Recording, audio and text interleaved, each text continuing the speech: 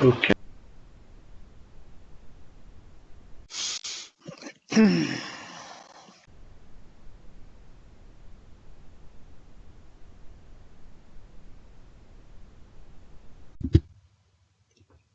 Sorry, Chair. Shiraz, you've muted yourself. Sorry about that. Sorry. Yeah, starting. And good evening, everybody. Welcome to tonight's meeting. My name is Councillor Shiraz Khan, and I'm the chair of the Planning and Control Committee tonight. Before we go any further, can I just ask all of you either to switch your mobiles up or put them on mute so that we don't get any disturbance during this? Okay. Before going on to the main part of the agenda, I'm sure, as we're all aware of the recent sad passing of His Royal Highness Prince Philip, the Duke of Edinburgh. As we find ourselves in a period of official mourning, it is appropriate for us to join together now in a minute's silence so that we may reflect upon His Royal Highness's lifetime of service to our nation and his people. So if I could all ask you all please to observe a minute's silence, and Alex will let us know when a minute's up.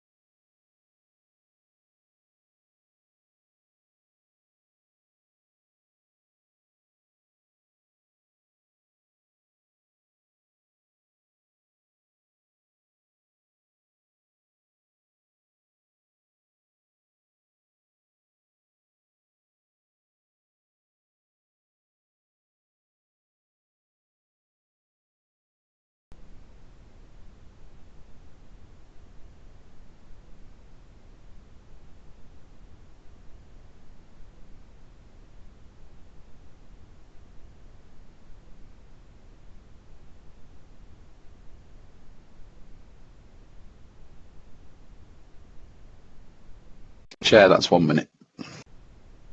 Thank you, Alex, and thank you all for observing the minute of silence. Right, moving on to the agenda. Do we have any apologies? No? No, I have no apologies, Chair. Okay, thank you. Late items to be introduced by myself. Well, there's no late items actually, but there's a point of information regarding some certain recommendations where it's referring to the Director of Strategy, Partnerships, Planning and Street Pride and the Director of Governance. These titles no longer exist, and the correct titles there are now Director of Planning, Transportation, Engineering and Director of Legal Procurement, Democratic Services and Monitoring Officer. I'm sure the officers will sort of enlighten us on this if and when it's necessary. Okay, thank you. Declarations of interest? No. Minutes of the meeting held on 11th of February 2021. It was printed, Chair. Seconder? I'll second that, Chair. Thank you. Item 5, minutes of the meetings of the Conservation Area Advisory Committee held on 21st of January this year. Thank you. Thank you. Item 6, appeal decisions. I think to tell us about this is Ian. Thank you, Chair. Good evening. Yes, it's Ian Woodhead, Development Control Manager. It's just one appeal decision about works to a tree protected by tree preservation order.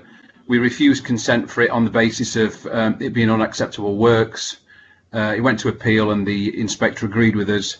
The inspector took into account the personal circumstances of the applicant, but felt that the tree, which is an ash, quite an imposing size and position in the street, it would have been injurious to its health and well-being.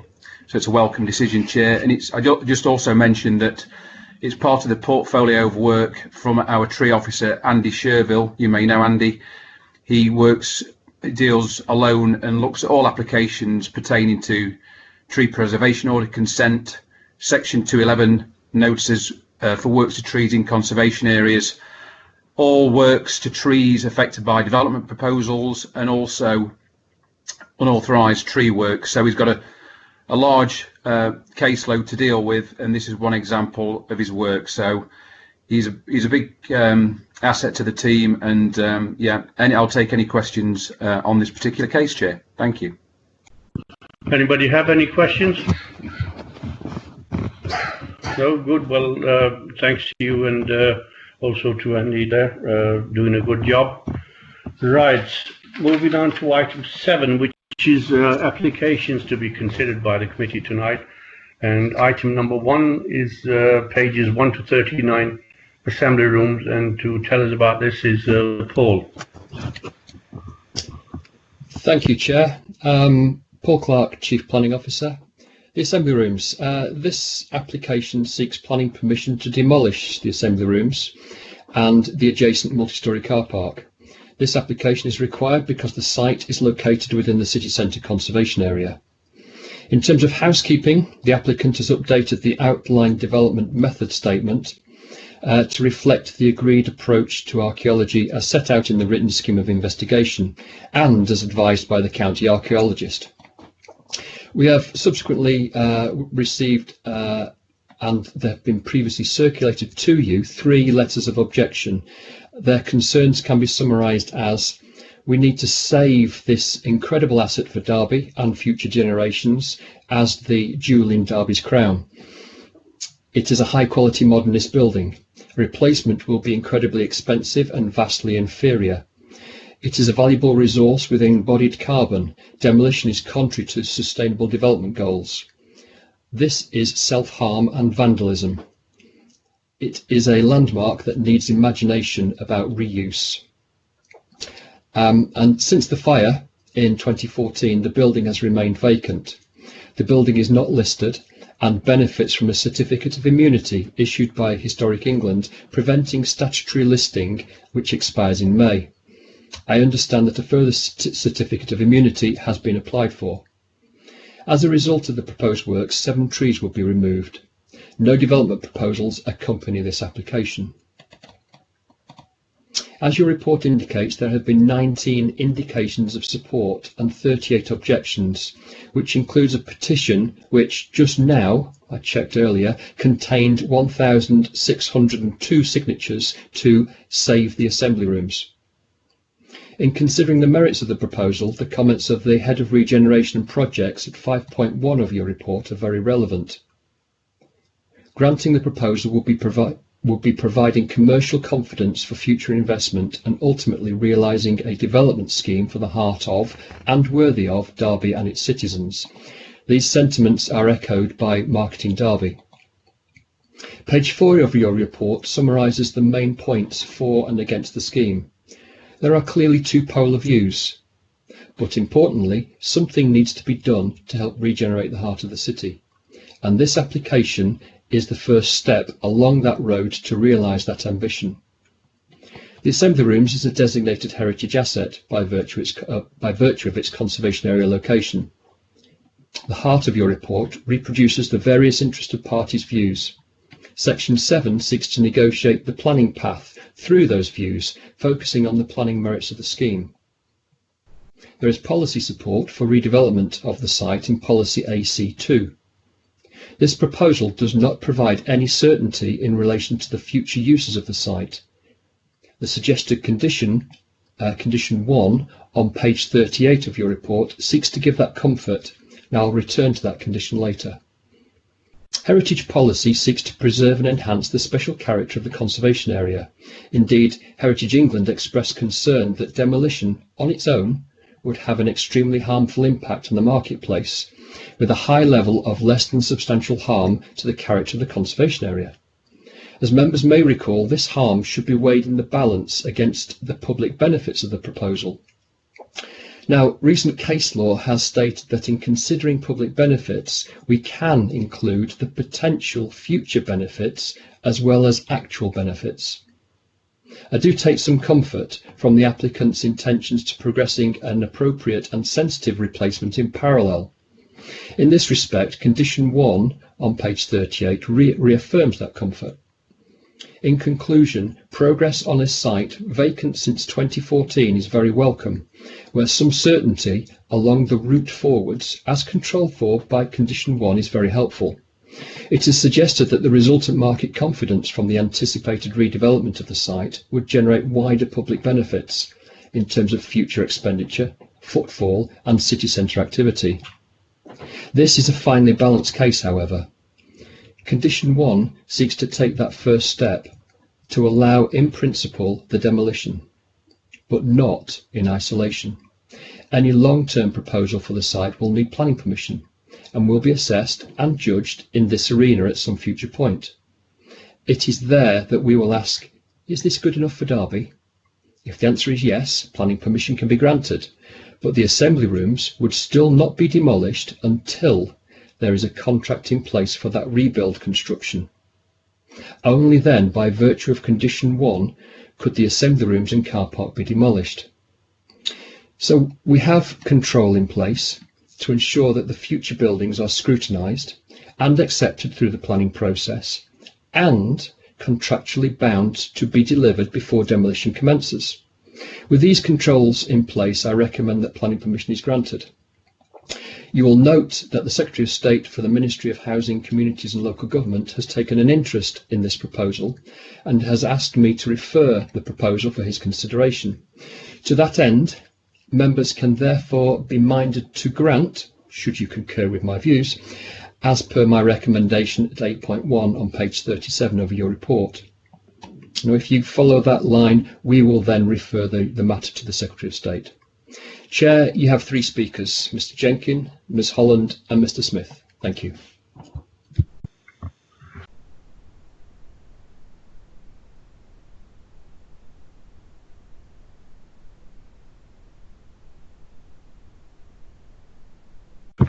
Yeah, thank you, Paul. There was some late information on this. Did you cover this? Yes, Chair. The late information that came was the 3 letters that we previously circulated from Mr. Slater, Nowaki and Collette. Thank you. If we could go back to the screen again then, because we've still got the site map.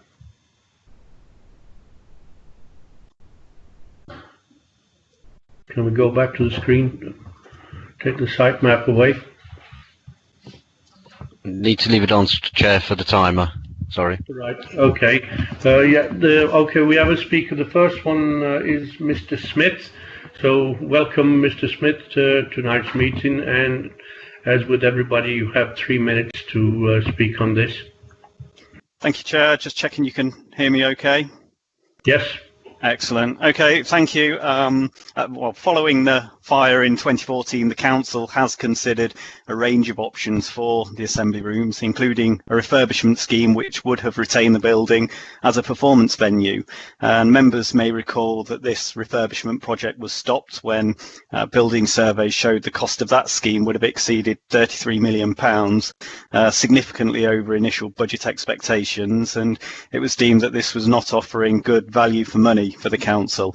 The performance venue refurbishment would have also been economically unviable, requiring ongoing public subsidy, and an economic viability support report has been submitted with this application, and that concludes that the structural and the infrastructure works required to make the existing building safe and usable for any purpose would still be over £30 million, and these remedial costs mean that the building has no viable future, and in the meantime it lies empty as an ongoing maintenance burden to the Council and a health and safety risk. So the Council's therefore in the process of working on new proposals for a long-term redevelopment of the site, which will breathe new life into this part of the city centre. These are potentially with strategic local partners. They're commercially sensitive, so can't be shared with the public just yet, but more details and certainty about viability of that future scheme will be shared as soon as we can and with the agreement of those parties. And this redevelopment scheme will also be informed by a master plan for the wider area, which is about to be commissioned by the council as well. And really importantly, any long-term redevelopment of this site must be sensitive to its historic context. It must provide appropriate enclosure of the marketplace, respect the neighbouring listed buildings and the wider conservation area. So these proposals will be developed over the coming weeks and months in close consultation with your planning and conservation officers, Historic England and other key stakeholders, and all of that forms the wider context for this demolition application, which has been submitted in advance of the redevelopment proposals being progressed to give certainty that the building can be demolished and that the redevelopment proposals can be progressed with confidence. And this also opens up opportunities to bring in development partners at an early stage. So the council as applicant is agreeable to the planning condition Mr. Clark was mentioning, which precludes demolition of the existing building until these redevelopment proposals have been approved, and this will be done through a future planning application which you as local planning authority have full control over, ensuring the replacement scheme is an appropriate high quality development for this important site. Thank you. Thank you, Mr. Smith. That was very good timing. I didn't need to interrupt you at all. The next speaker we have is Mr. Jenkins. Yes, thank you, Chair. I'm here. I'm ready to speak. Yes, it's the same for you, Mr. Jenkins. 3 minutes. Okay, thank you very much, Mr. Chairman. As a chartered town planner in private practice, I've worked hard for over 20 years to bring development to this city. Your own conservation officer has objected to this application, as has the chair of the 20th Century Society, who's listening and also is very concerned about this proposal for demolition. Whilst the recommendation does not allow for demolition without an approved replacement, it will mean that the council will turn its back on the building and there will be no further investment in it. It is clear to me the council does not want this building, they do not want to run it, and you do not want to step up and save it. Now, the Assembly Room sits in Market Square at the very heart of the city. It has played a major role in the cultural and social life of the city for over 40 years. Historic England state that the building has significant local interest as the only example of brutalist building in Derby, whose strong civic presence makes a significant contribution to the character and appearance of the city centre conservation area. Now, its closure in 2014 deprived the city centre of many hundreds of events which have affected the vitality and viability of the city centre. The council received insurance money from the fire, the damage could have been repaired and the building reopened, but the council used the money for other things, and I believe this is a terrible indictment. It comes back to my first point. The council does not want the work associated with repairing and running this building. There is pressure to divert funds away from the assembly rooms to support a new venue in Beckett Well as part of a larger development which has attracted some government funds. I believe this is the driving force behind the application for demolition. Now, the building, I believe, is safe. In the long room overlooking Market Square, all the RAAC panels were inspected and there was no deflection, which indicates the roof panels are sound. The AECOM report did not reference the building research paper on RAAC panels. It concluded the lifespan is extended when properly maintained. Reopening the assembly rooms is critical to the renewal of the city centre. To leave this impressive building to deteriorate would seriously harm the character and appearance of the conservation area, which the council has a duty to protect. The council has no strategy for theatres either in the city, and the demolition is also strongly opposed by the Theatres Trust. Now, in sustainability terms, the building should either continue to be used or repurposed. In the time of climate change, demolition should not be an option. The pandemic has exacerbated the decline of the city centre. To save the city centre, social, community and cultural events are needed now to drive trade. Reopening the assembly rooms quickly with fire damage repaired should be a top priority. There is money from government to renew town and city centres, and this could help fund reopening. The next step should be a survey to identify the minimum funds needed to support reopening. The building needs your commitment, and as members, you can show that by refusing the application tonight. Thank you. Thank you, Mr. Jenkins. The next speaker we have is Miss Holland.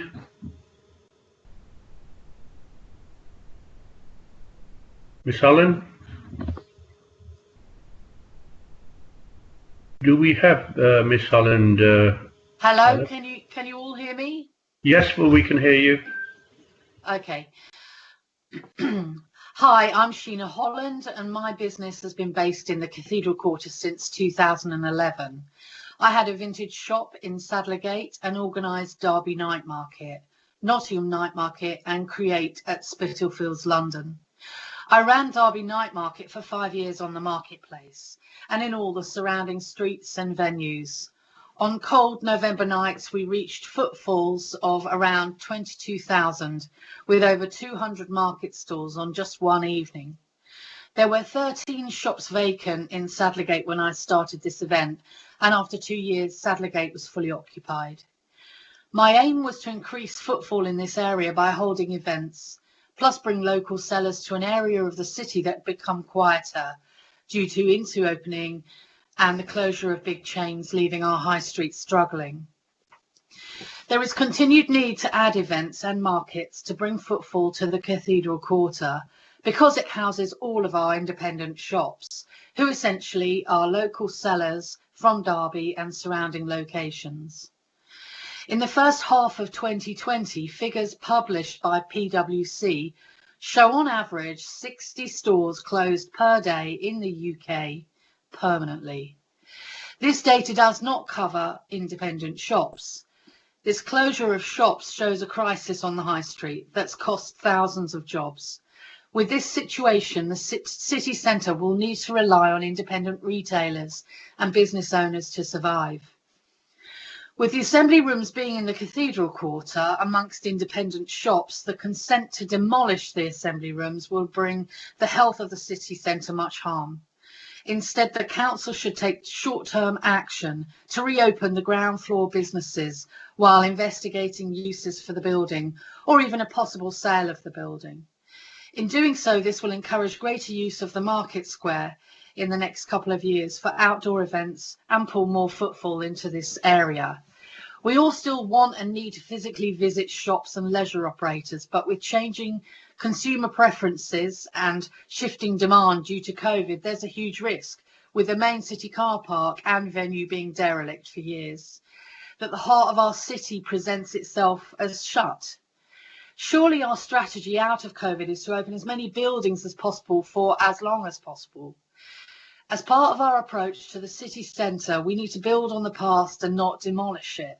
Our long-term strategy should surely be a city centre that is attractive for businesses to open and thrive. This strategy needs to come first before a decision is made to demolish a much-loved building. Alternatives have not been considered, and this is contrary to both local and national planning policies. Thank you, Ms. Holland. Paul, would you like to come back on any of the points raised? Yes, thank you, Chair. We've heard a wide range of views that some aren't relevant here to the determination process. What we have heard is that this is a challenging structural integrity to the building. I'm sure the council would have reopened the building were it safe to do so. The applicant maintains it cannot be opened, and the site needs to be redeveloped. We are here, we're challenged with assessing whether, with condition 1 in place, we can send that signal out that we want something better here in the marketplace for the benefit of the area as a whole. I agree with the last speaker. Yes, we need a long-term strategy, and from the applicant's point of view, this is part of that long-term strategy. And it's something, your report goes into detail about the planning path, the planning merits of the scheme, and we have concluded that there are potential future public benefits from a scheme which we have control over through the planning process to ensure that what goes back is acceptable to us, is the scheme that we want, that benefits Derby, before this building gets demolished. And that's what the condition wraps it all up to do. So I fully endorse what everybody has said, the applicant's agent and the two speakers. We need to navigate that path, and the report and the conclusions navigate that path for you with a positive recommendation, Chair. Thank you. Thank you, Paul. Members of the committee? Lucy. Thank you, Chair. I'd made some notes after reading the papers, and some of my points have been echoed quite well by Mr. Jenkins, and I added an additional note, which on my sheet of paper says history of the city in the 20th century. Now, it's very easy, and I think this is well known, that you can be quite disparaging of what is not quite current, but is not yet ancient. And I think that this building is falling into that category. The comments that you made about the value that this building has been given, and it's the only example of its type, of this brutalist style in Derby, would mean that a city, as an important city, would be missing an architectural type which, to be fair, is unlikely to be coming back. And I think that is something that we should be mindful of before we say we no longer want an example of that particular architectural style, which is effectively what we're being asked to do. We're saying this is of no value. We won't actually lose it yet, but it's of no value. And I think we need to be very cautious about that. There's also a presumption here that a cleared site or guarantee of a cleared site is needed before we can actually engage actively with somebody else, and clearly that's not been true for St James's and the Debenham site, where the agreement and the interest came with the building still in place. It's being demolished at the moment. So I'm not convinced that that argument holds true. And another factor, which was also mentioned by Mr Jenkins, is that we need to be looking at what we could be doing with the existing building. Now, I will come to this, and you won't be surprised, and other members of the committee won't be surprised, that I'm looking at this from the perspective of sustainability and the climate implications. We know that not only does demolition cost a lot in terms of carbon, but it also the building, the new structure, whether it's built in brick or whether it's built in concrete, which is more likely, and steel, those are really high intensive carbon structures. And if we can make use of an existing structure, then we should be doing so, because that is the right thing for the future of our world, not just of the city. So I think we ought to be creative, and I think to encourage creativity of the existing building will be damaged if we say we don't want it and we can demolish it. So my view is that we should keep this building. We should turn down the request to demolish it, even though, demolish it at some point in the future. That doesn't mean that we won't want to lose it in the future, but I do think it means that we should be exploring how we could reuse this structure as it is at the moment, which might mean building it higher. It might mean putting a mansard roof type construction on the top of it, which might deal with the structural concrete problems if they exist. So if it is a very attractive site, 18 months extra to demolish it won't matter. If the building has potential in itself, we need to go on exploring that for the sake of our global climate. Thank you. Thank you, Lucy. I believe Ross for Crystal is next. Yes, just start my video, Chair. Right, thank you, Chair. So I've listened to all three speakers tonight, and the presentation, and the comments by Paul Clark. Sympathetic to all of the three speakers. I think they've all made very, very valid points. But I think what we need to do is just step back a little bit and recognise that. And I don't want this to be perceived as being political, because it's not. and we need to depoliticise the decision tonight, and it won't be. And just to reassure the members of the gallery that any decision is made on the merits of the application. But the current administration has done absolutely everything within its power to deliver a rejuvenated assembly rooms for the public of Derby, and though the assembly rooms has a limited lifespan as a building in terms of the nature of the structure, everything was done to return the assembly rooms to use, and it proved too costly for Derby, for the taxpayers of Derby, to better deliver.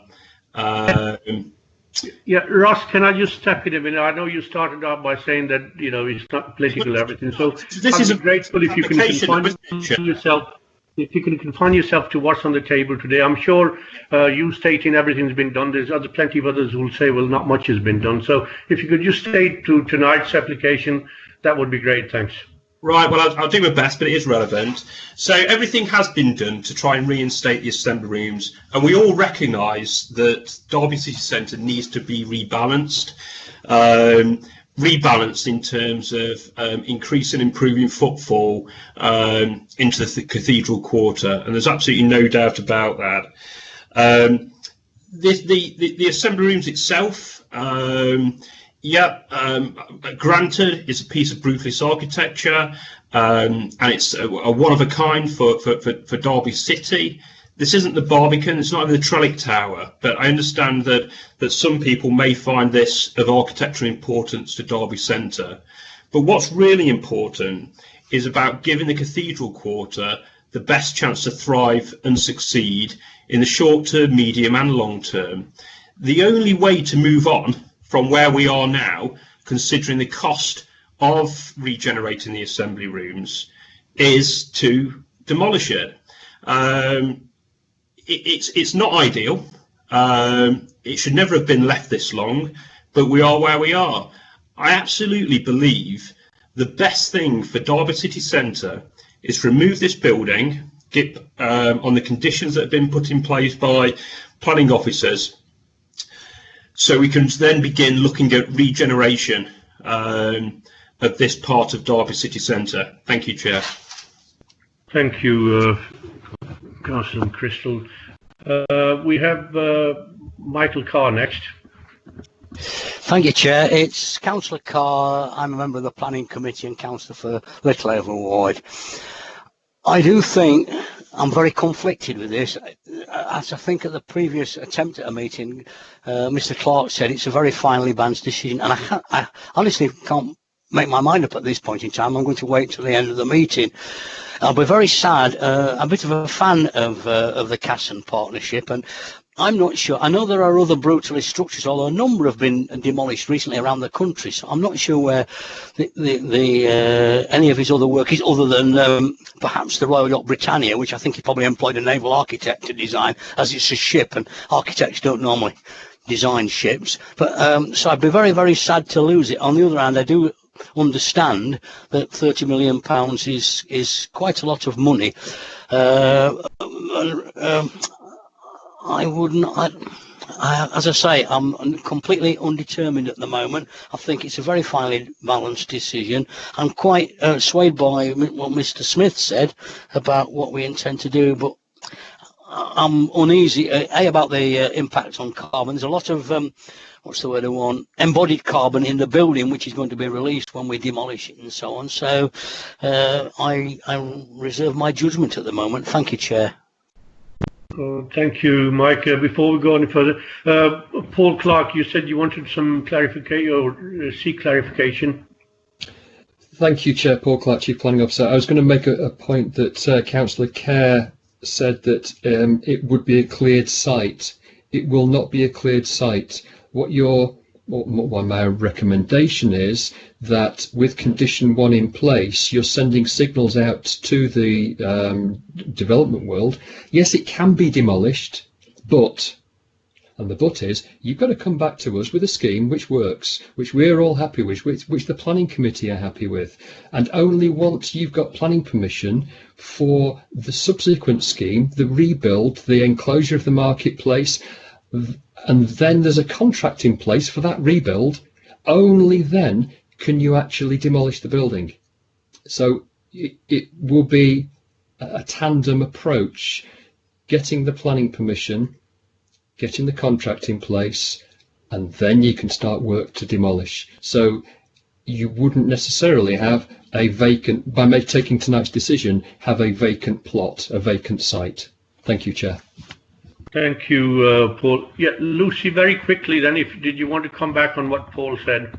Indeed, Chair, because my point is not that they would have a cleared site, because if that was the case, I'd also be saying that the sheltering effect of the building is important as well. But the mindset of the development world will be that the City Council wants it to be a cleared site, so that the potential developers would not be thinking, how can I reuse this existing building and use the £30 million investment that's already there, as it were, and build on that, because any new building of that size isn't going to cost 30 million, it's going to cost 50 million or 60 million or 70 million. And if they can reutilise what's already there, it will be cheaper for a building of that size than starting from ground level.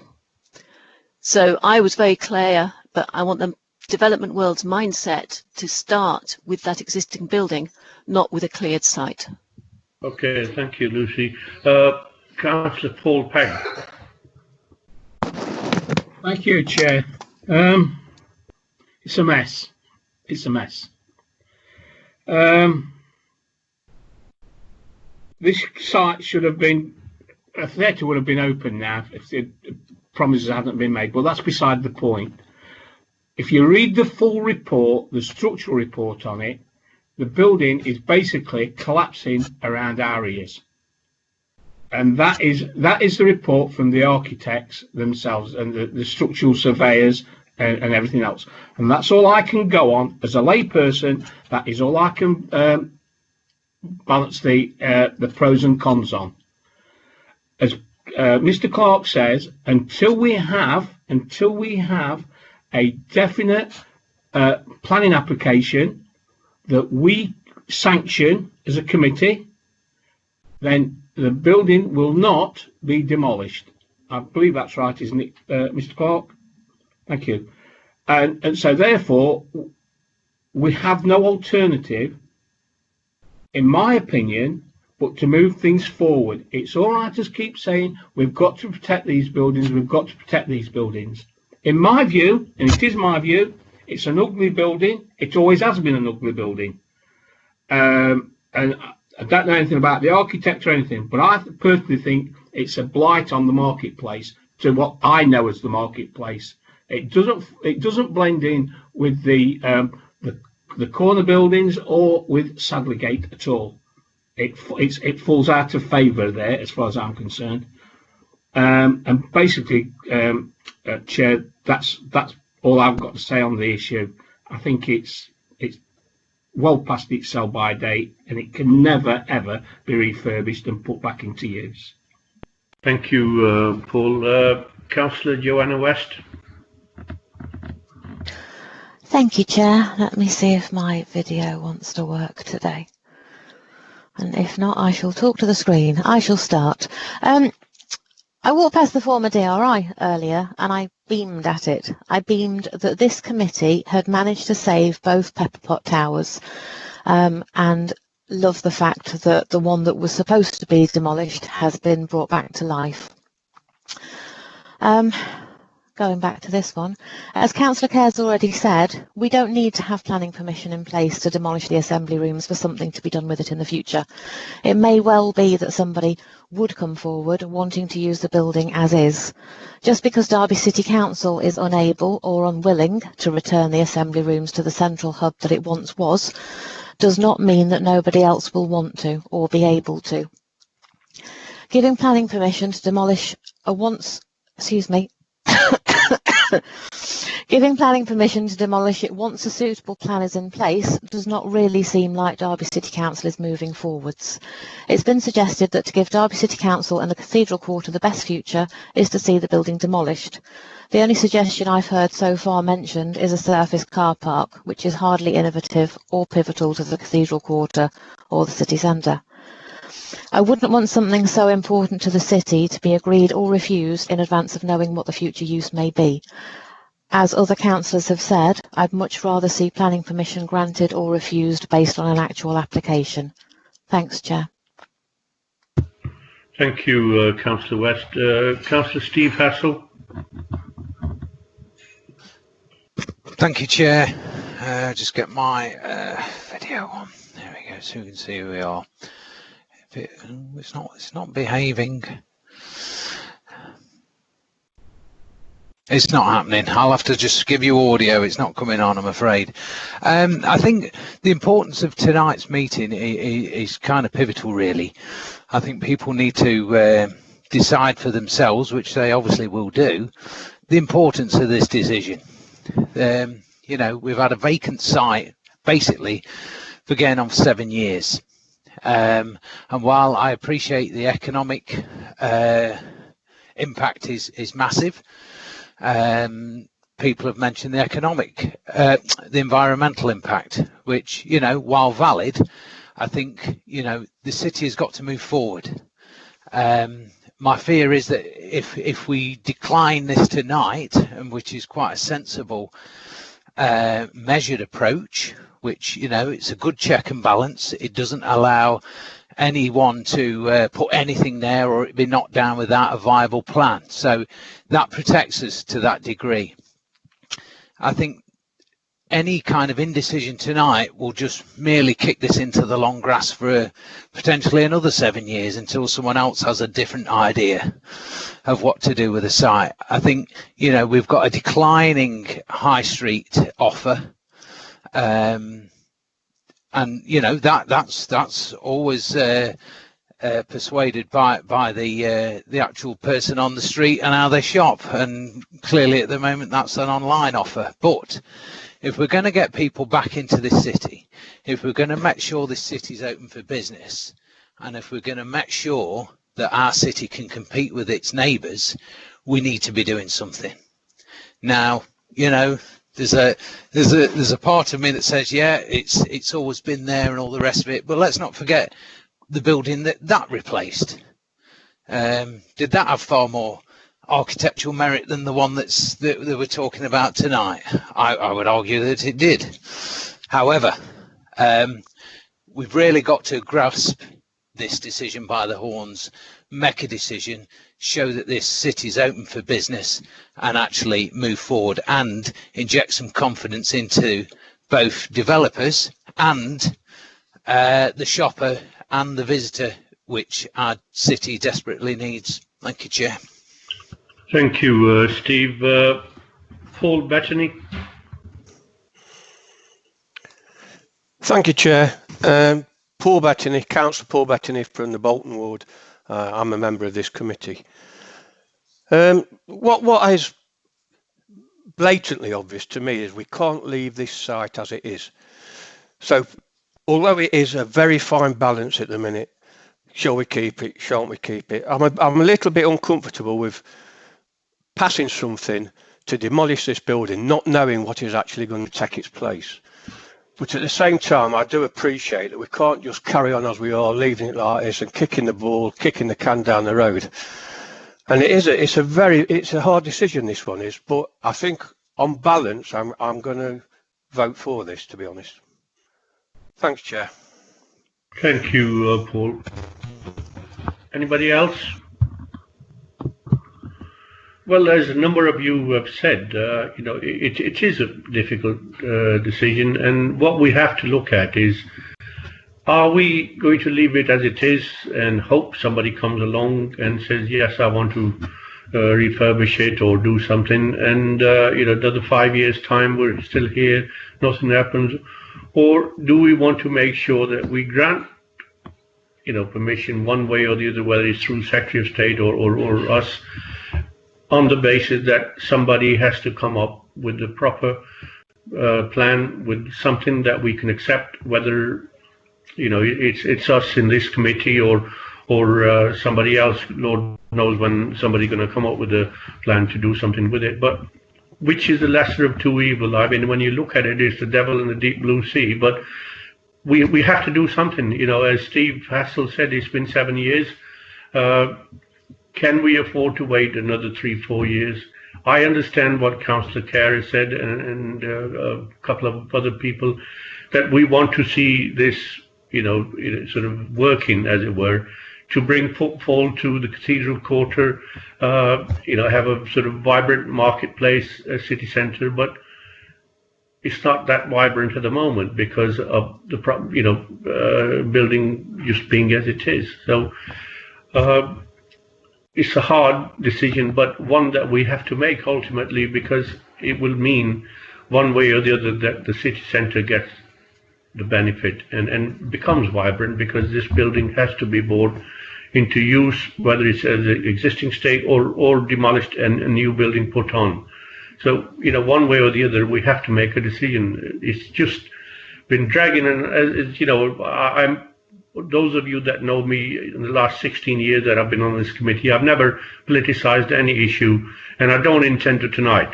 So whatever the rights and wrongs were of which administration was and which wasn't, that's, water under the bridge now. We have to decide what's here before us tonight. So, it's in your hands. And we have 2 recommendations that we can look at. So I would ask Stephen Teasdale to advise us on the next step.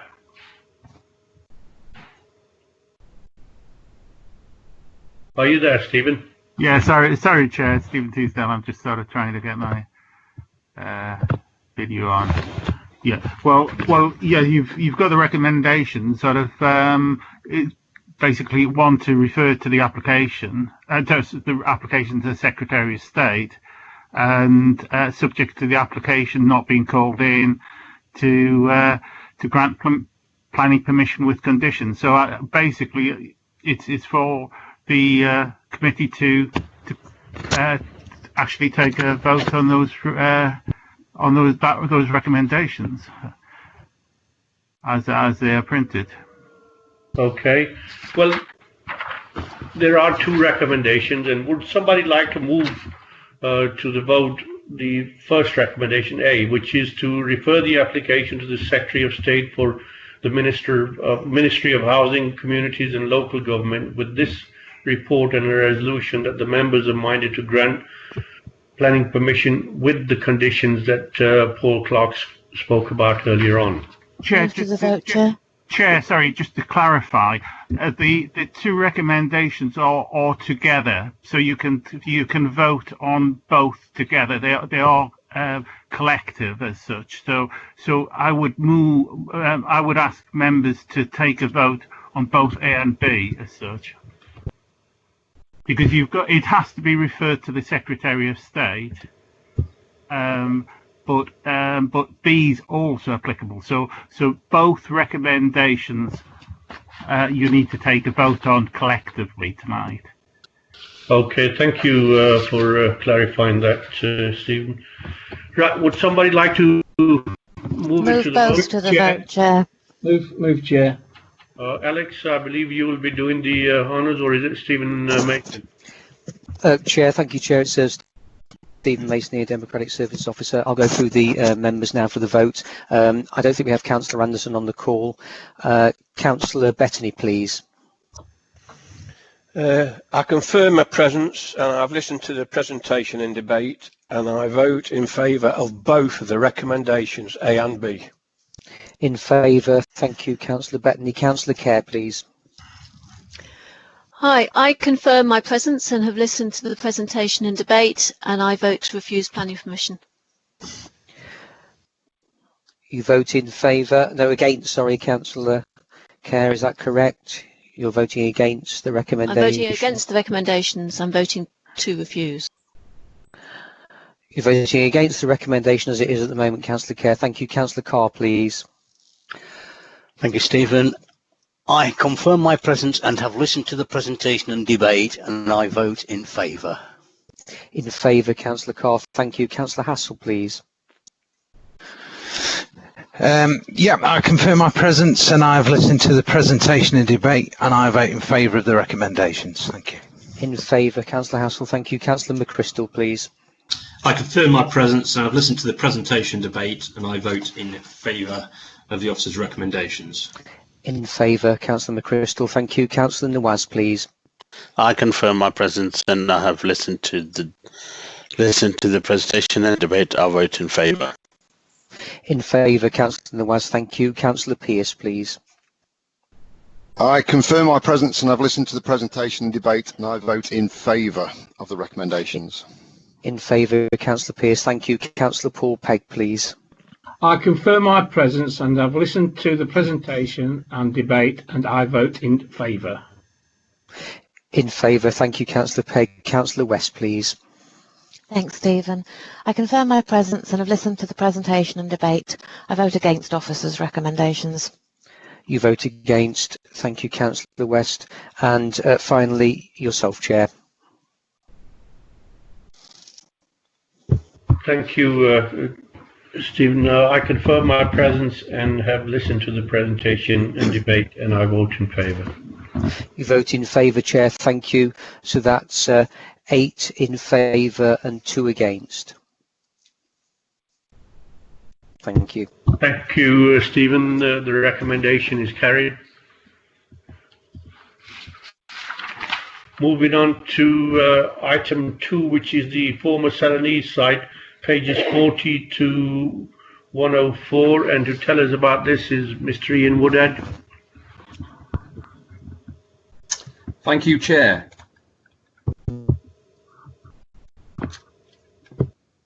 In terms of housekeeping items, Chair, firstly, part 5.8, the comments of the Environment Agency were received last Thursday and were circulated that day and also yesterday for the avoidance of any doubt. Negotiations had been ongoing to address the issue of third-party flooding across the neighbouring Severn Trent water site, and as you all know, the situation has generated an objection from the EA and a continued objection from Severn Trent Water. I'll return to this issue later and its implications for the final recommendation in part 8.1. Secondly, it is important to note that the consultation response from the EA included a range of very detailed conditions to cover flood risk, groundwater and contaminated land and biodiversity issues. Given the timing of the response, I propose adding these conditions to the abbreviated list in the report with the caveat that these are fully addressed with the developers team in due course and be amended as necessary to cover these important issues. Thirdly, Chair, part 5.10. No further comment from the archaeologist has been received following submission of the archaeological desk-based assessment in February of this year. Fourthly, part 5.16. No comments have been received from the LEP. However, the LEP is heavily involved in project delivery through the provision of financial assistance. The proposal also aligns with its recovery and growth strategy, which identifies food and drink manufacturing as a key investment priority for the region. Fifthly, part 5.18, no comments have been received from Western Power. Sixthly, part 5.19, no comments have been received from the HSE. And finally, part 8.6, the application timeframe for the application expired on the 22nd of March and an extension of time has been agreed until the 22nd of May. On to the main report, Chair. This site needs little introduction. I'm sure all members present tonight will be aware of the strategic importance this site has played in the industrial portfolio of our city for some 105 years. The site will continue to host a component of the Celanese operation, albeit a small component, and the application site wraps around the clarifoil business across an area of some 55 hectares. The adjoining local nature reserve is also in the control of the developer and would be enhanced as part of future environmental improvements associated with the development. The application is a major proposal and is accompanied by a suite of technical documents across a range of topic areas. It is an outline application with access and scale parameters applied for, and whilst the ambitions of the developer have been master planned in a cohesive manner, the precise layout of buildings, landscaping and appearance details are all reserved for future approval. The proposed access arrangements for the northern approach from Station Road and Home Lane include a priority junction and transport hub, and indicative arrangements for the southern access onto Fernhook Avenue are also included. The ceiling of development is proposed at 209,000 square metres and height parameters are proposed at 30 metres for the various buildings. The application has been publicised in the press since the latter part of last year, and the anticipated socio-economic benefits of the proposal are highly significant for the local and regional economy. These benefits are highlighted in your report and include a £150 million development scheme providing up to 209,000 square metres of quality employment floor space with a focus on food production in a sustainable location adjacent to the A52. 4,848 full-time equivalent jobs to be accommodated on site, which translates into 4,585 full-time posts and 526 part-time jobs. It is stated that the proposed development would generate 159.1 million gross of wages per annum. Some employees are likely to live outside of the local area, and some jobs will be taken by people who are already in work locally. Taking these factors into account reveals that the net additional income from salaries of those employed on site, which would benefit the local area, would be some 71.6 million per annum, with a further 78.8 million per annum from employment created as a result of the indirect and induced effects of the development scheme. These metrics carry considerable weight in the planning balance. The ambitions of the developer are also time critical, and delivery is promised promptly after the grant of any permission. In the context of COVID recovery, this proposed development is, pardon the pun, a shot in the arm for the local economy, and the application has prompted strong support from Marketing Derby and other players in the local economy. Of course, the substantial redevelopment of this historic industrial site is not a minor undertaking, and there are a number of key challenges that need to be tackled. Colleagues, consultees and other partners have devoted a considerable amount of time and energy to assess the impacts of the development on the surrounding highway network, on contaminated ground conditions and on flooding issues. My colleague Andy Gibbard is in attendance and has a presentation to highlight the anticipated nature of traffic movements, study junction pressures and proposed mitigation measures and travel plan options. My colleague Karl Sositsky is also in attendance to field any questions about environmental impacts in terms of land contamination, air quality or noise issues. As mentioned earlier, further late comments were received from Severn Trent Water and an objection from the Environment Agency in response to the impact of the development on neighbouring land and increasing floodwater levels across Severn Trent Water land. The following conclusions are drawn. The EA states, the flood risk assessment provided in support of this application demonstrates that the proposed development can be made safe from flood risk, setting finished flood levels above the design flood event and proposing provision of dry access and egress. We agree with this assessment, and while we would wish to secure the final design of the development via appropriate conditions, we are satisfied at this outline stage that it is possible to make the development safe from flooding. The FRA and supporting evidence indicate that without the presence of the OCOR Phase 2 and 3 defences upstream of the development site, there is an unavoidable impact on third-party land. This impact occurs at the adjacent Severn Trent Water Treatment Works and is first identified to occur during the 75-year 1.33% annual exceedance probability event. During the design flood event, an increase in flood depths of up to 200 mil is shown to be experienced within the Severn Trent site, with a slightly higher increase of up to 240 mil during the more frequent 1.33% AEP event. The identified increase in flood depths on the Severn Trent site does not result in a significant change to the flood hazard experience. The majority of the area already experiences a hazard rating of danger to most during the modelled baseline scenario, i.e. without the smart park development in place, and this situation remains unchanged during the post-development scenario. In layman's terms, Chair, The site already floods, and the site will flood a little more than it does at present. The EA going to say the Environment Agency is not in a position to comment on the impact of Severn Trent's facility as a result of the modelled increased flood depths. We do, however, understand that Severn Trent have raised an objection to the proposed development with Derby City Council. As the owner and operator of the affected facility, we must seriously consider Severn Trent's assessment of the risk to their facility, and in the absence of their acceptance of this increase in flood risk, either in the long term or until suitable mitigation measures can be put in place, we must maintain our objection. A suite of conditions is then proposed by the EA in the event that permission is granted across a range of topic areas, and that's in the consultation response that I referred to earlier, Chair, dated the 8th of April.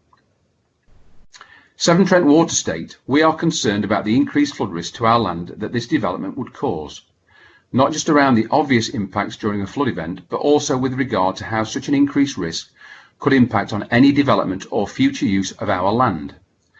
With nothing offered to mitigate this risk to us other than the yet to be financed OCOR flood scheme, which we cannot rely on given this uncertainty, you will appreciate that we cannot support the application without any mitigation, as otherwise we are simply living with increased risk with no certainty that OCOR or anything else will come forward. Whilst we want to support such an economically important development for the city, we cannot do so whilst it presents unacceptable risk to our land and assets. We have been trying to agree a Grampian condition to require the applicant to come up with options to mitigate the increased risk as far as possible, to ensure we are protected during the period between development of its site and the delivery of the OCOR scheme. However, I am now aware that the applicant has opted not to accept this condition.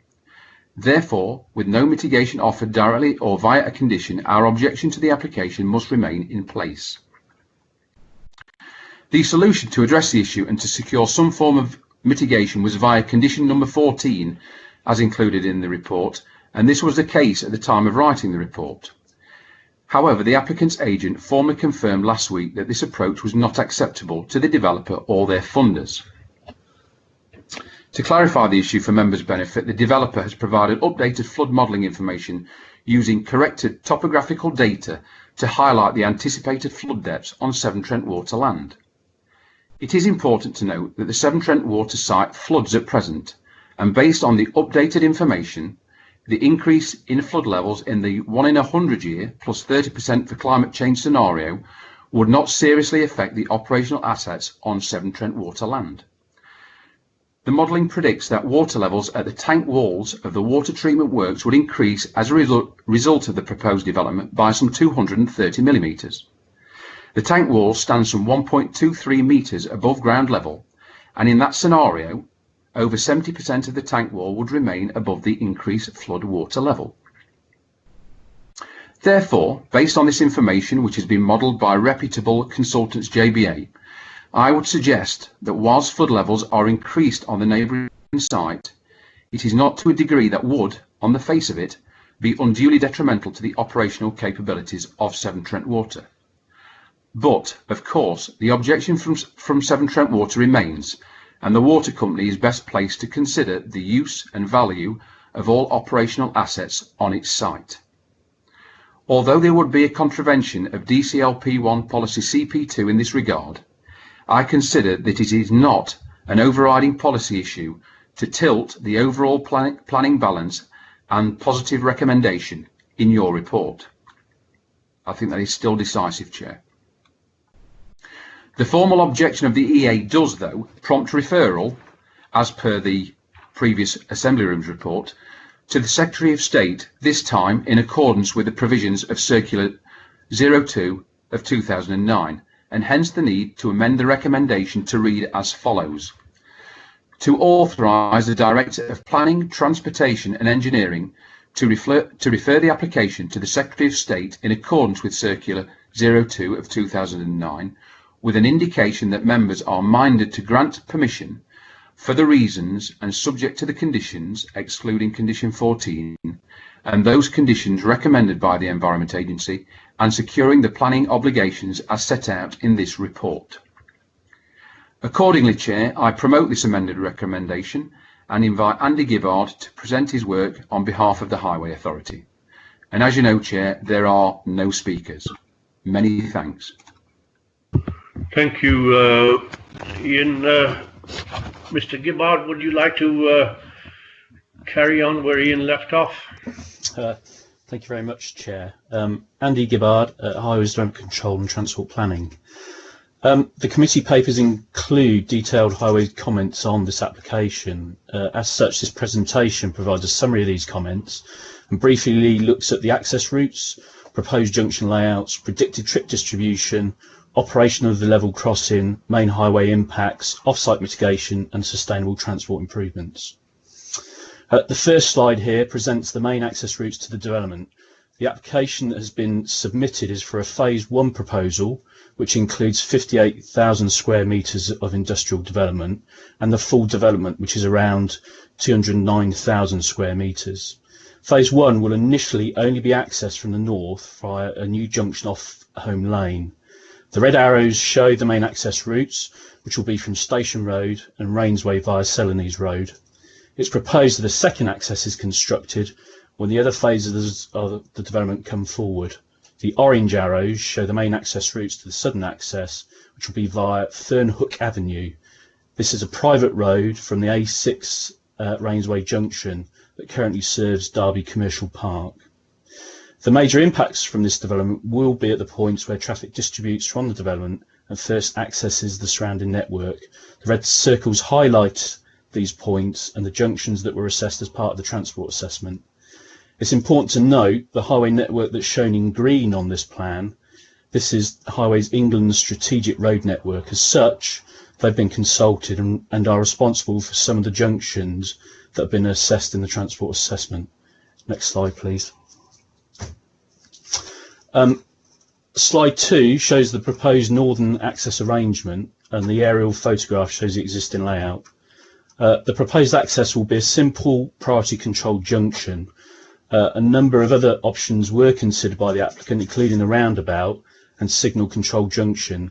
However, the other options changed the priority of Home Lane and potentially would have caused queues that would have interfered with level crossing. The alignment of Home Lane will be straightened out to provide better forward visibility and widened to allow a right turn Ghost Island into the development. Shared cycle pedestrian footpaths will be provided around Home Lane, and a 5-metre shared cycle footway will be provided from the southern side of the railway station to the site.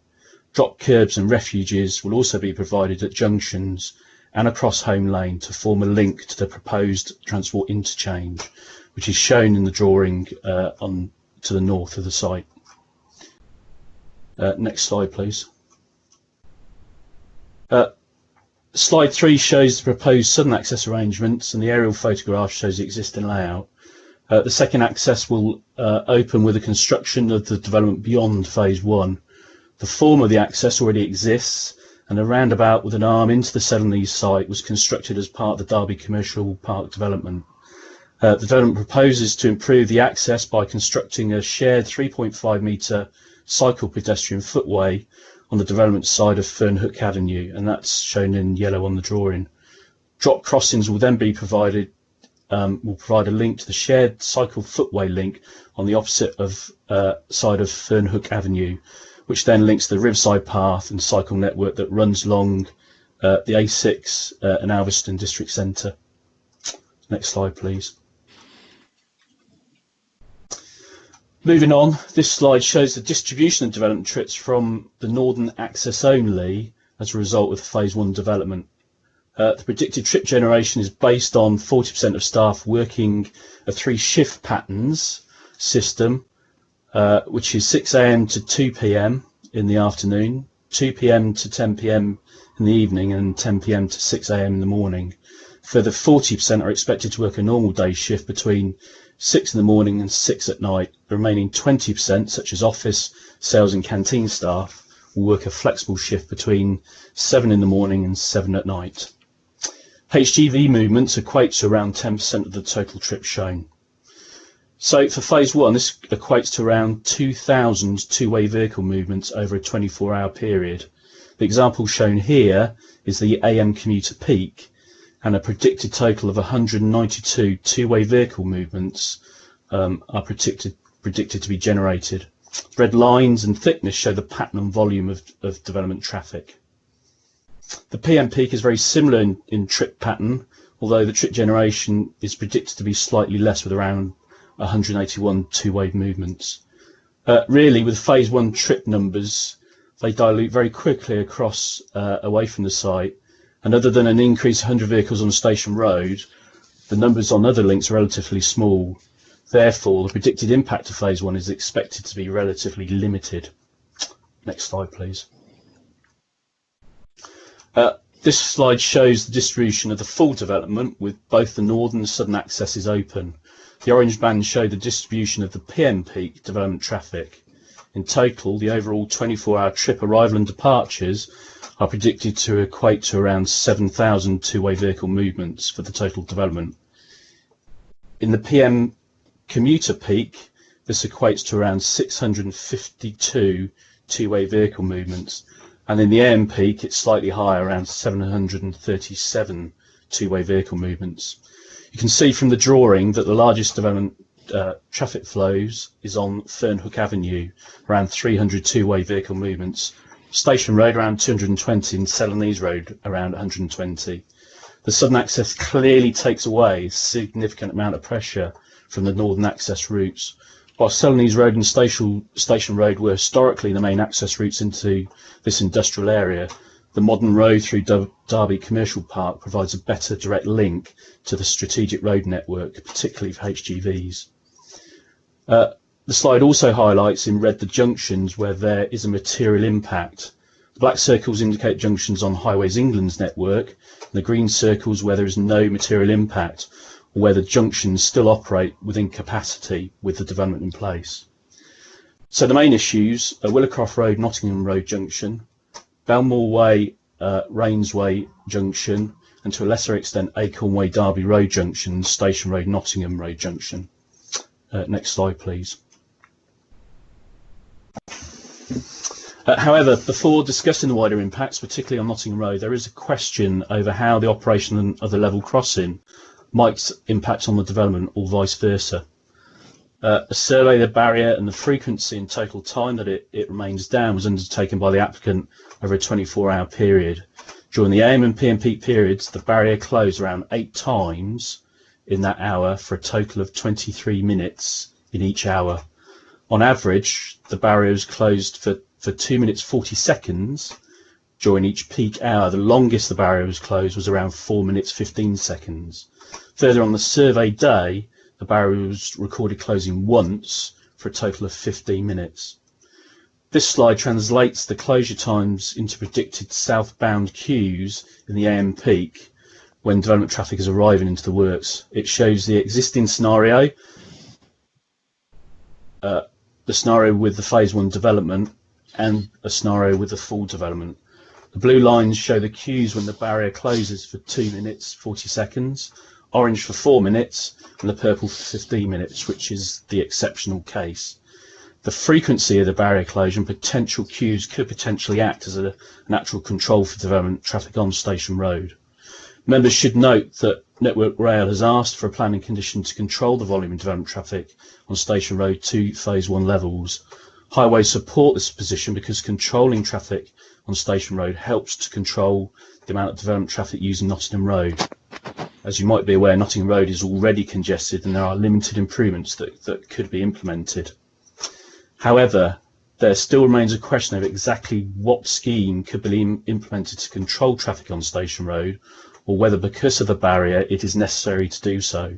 As such, monitoring will be included in a condition for such a scheme to understand how phase 1 of the development operates and how that operates in relation to the barrier. Next slide, please. So next 3 slides basically show the mitigation schemes that are being proposed. This slide shows the existing layout proposed mitigation scheme on Willacroft Road Junction. Modelling predicts that this junction is already operating over capacity. However, the increase in traffic as a result of phase 1 development is only 55 vehicles during the AM/PM commuter peaks. As such, its impact compared to background traffic is minimal, although any additional traffic will add to the existing problem. With a whole development in place, traffic is predicted to increase through the junction by around 200 vehicle movements. As a consequence, the queues significantly increase. The applicant has considered an improvement scheme on Willa Road Junction, shown on the drawing to the right. Basically, the scheme staggers the signalised pedestrian crossing by providing a central reserve refuge. This allows the pedestrian stage of the signals to work in conjunction with the traffic phases, reducing the red time given to the traffic stages. However, the scheme only reduces the impact of the full development of the junction by around 50% in the AM peak and 30% in the PM peak. The scheme will be conditioned as part of planning consent to be delivered after phase 1 of the development. However, because of COVID, further surveys of the junction are required to understand the number of pedestrians using the crossing and therefore the benefit of the scheme. The Station Road Nottingham Road Junction has also been highlighted as a potential problem in the AM peak with a full development. However, there's very little that can be done to improve the capacity on Nottingham Road without significantly widening the road.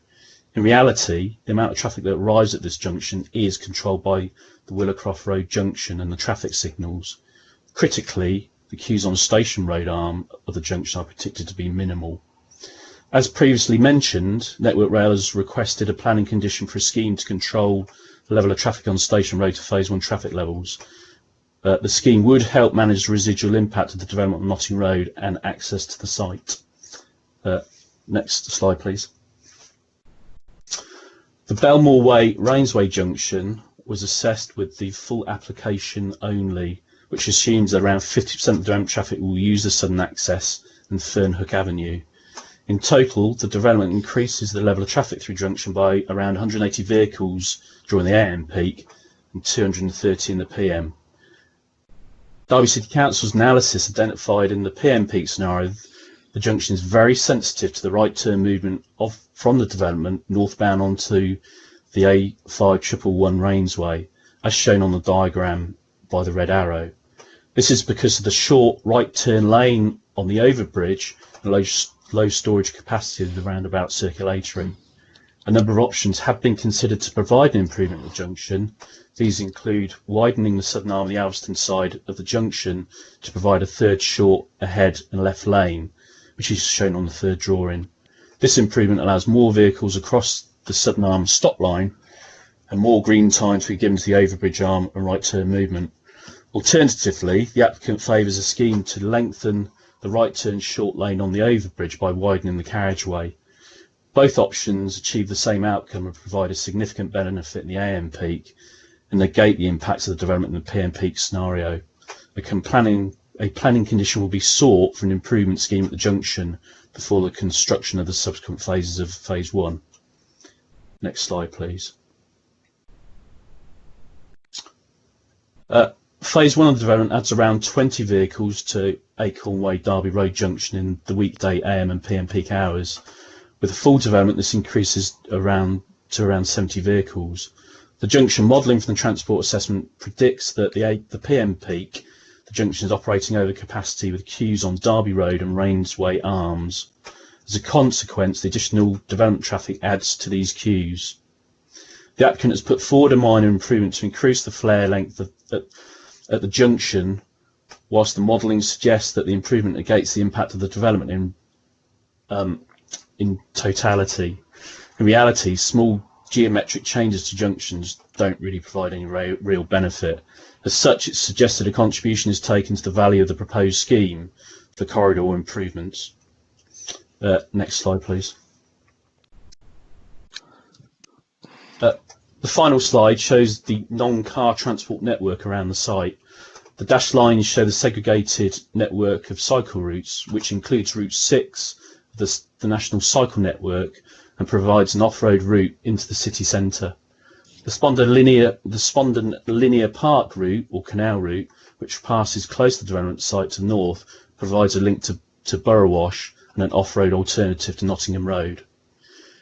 Route 66, as shown in orange, provides a link between Alveston District Centre and Spondon. Part of the route is on road along Celanese Road and Station Road.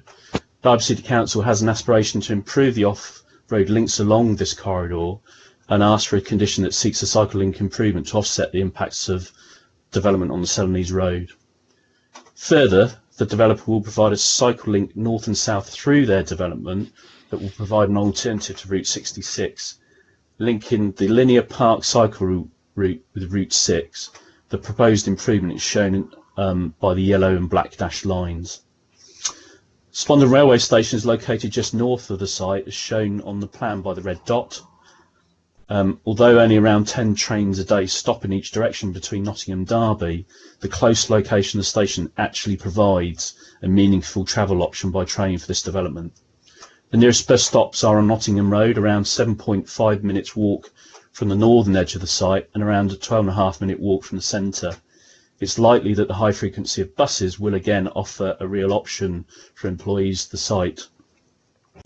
The applicant is proposing to provide a transport interchange as discussed previously, but also as part of the travel plan provide a minibus link to the site and extend one of the existing bus services to serve the development.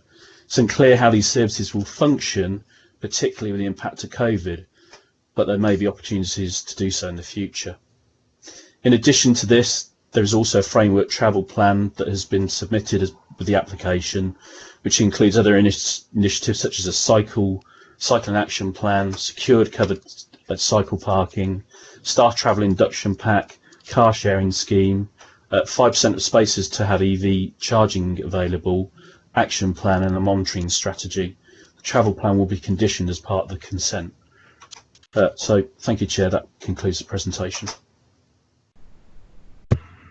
Thank you, Andrew. Well, I think that's probably one of the most comprehensive presentations we've had for a long while. Most of us, well, some of us will know this site. It's British Celanese, National Plastic, and people around there are obviously used to sort of traffic and what have you, because it's been there for, you know, hundreds of years, right? So the question we have to ask ourselves is what, you know, Ian said at the start of the presentation, which was about the flooding risk. So with that in mind, I'll open it up to the committee. Would somebody like to make a comment? We have Councillor Michael Carr first. Thank you, Chair. It's Councillor Carr, member of the committee and Councillor for Little Over Ward. I mean, I'm pretty sure I'll be voting for this because I think we actually need it, but I do have a number of significant concerns.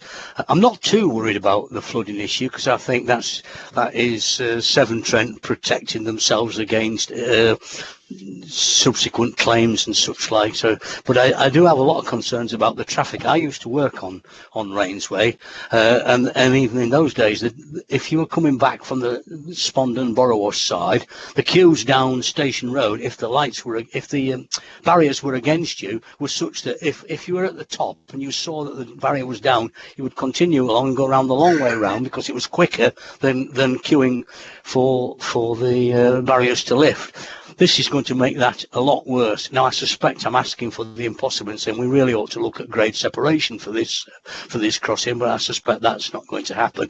But I do think when it starts, it'll be worse than the predictions, particularly at the level crossing at certain times. And I'd also ask, as for clarification, has the requirements of the ambulance station that's situated on the service road been taken into account? Thank you, Chair. Thank you, Michael. Would you like to come back on that issue that Michael just raised about the ambulance station, Ian or Andrew? Hello, Chair, it's me, Ian Woodhead. No, we haven't had any formal comments from East Midlands Ambulance Service in relation to this application. I don't know if Andy can elaborate further.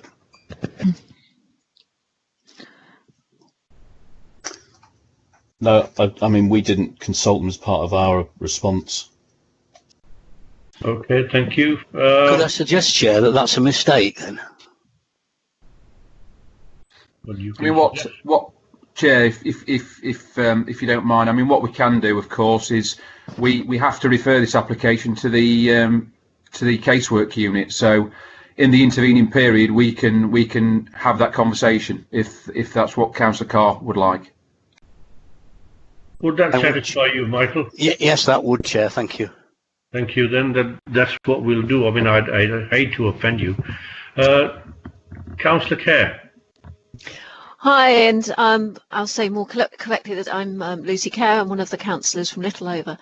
And can I say, I am really excited about this application. I worked on this British Celanese site. It became Cortell's acetate. It returned to Celanese. Seems a long time ago now, but when I was there, one of the main forms of transport to that site was people cycling, and one of the reasons was to avoid some of the queues that Councillor Carr's just mentioned. And I therefore think that we do need to seriously look at the number of cycle spaces being proposed at 60, or I think it said, is far, far less than what they should be aspiring.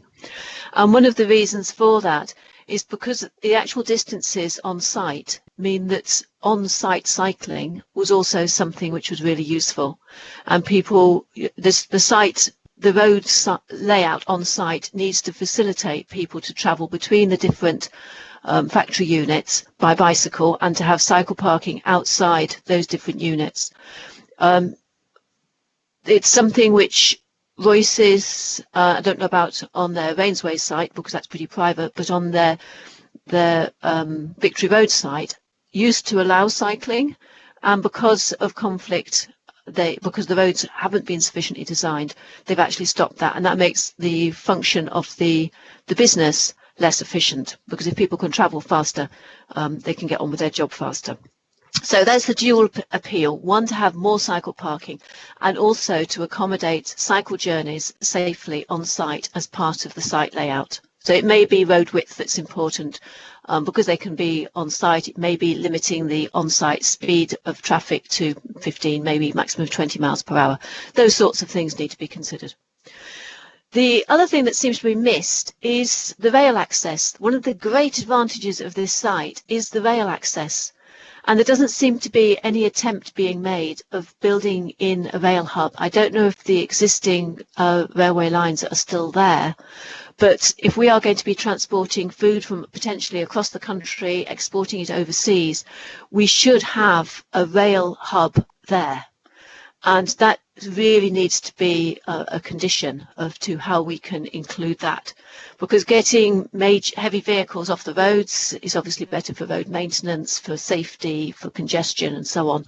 And it is also a better way of obtaining more sustainable travel, because in due course we will get these lines nearby electrified, even if it's 20, 30 years ahead.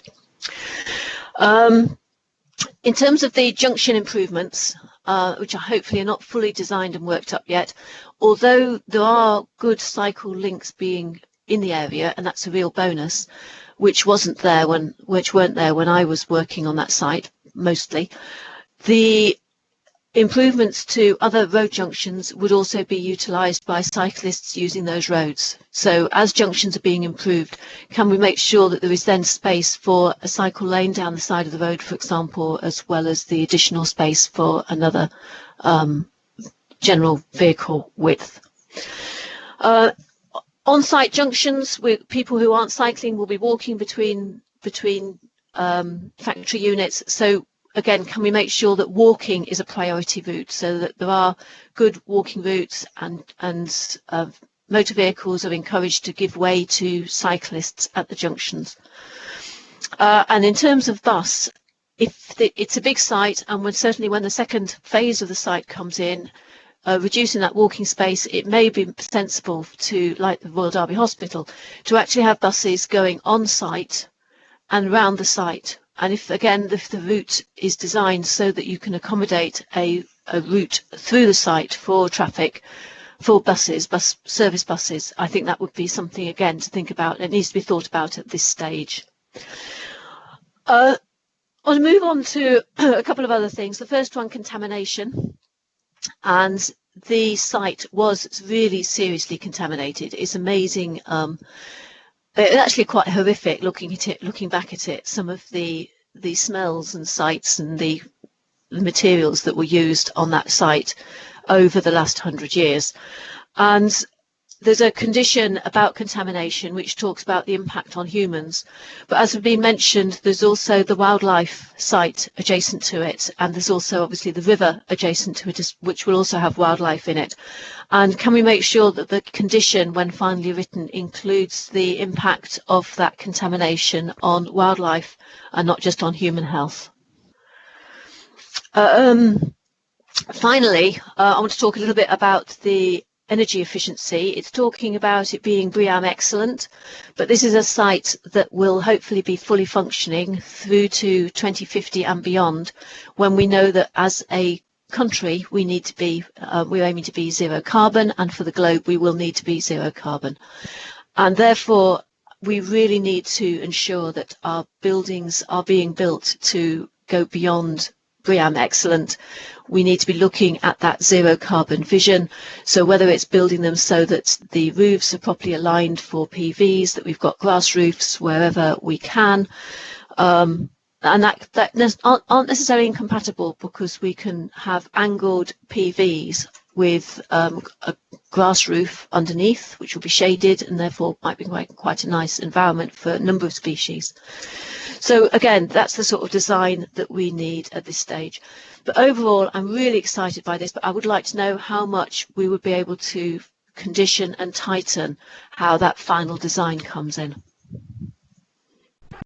Ian, very quickly, would you like to add anything to that? Very quickly, Chair.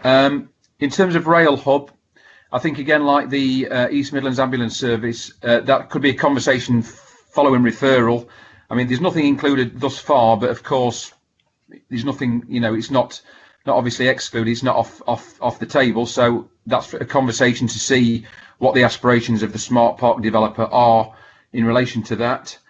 Councillor Kerr talked a lot about the layout of the site and segregation of users. Of course, this is an outline application, so all that detail will be sorted in future reserved matters submissions. But what the developer has done, he's master planned the site, and there's almost a sort of Radburn style commercial layout where there's segregation of commercial vehicles from other site users. So there's clearly a rationale to it to segregate those users, and I'm sure that the developer will be looking at how we can, and you know, how they can encourage people to move from one part of the site to another in the fastest possible time frame, using bicycles, electric scooters, or whatever.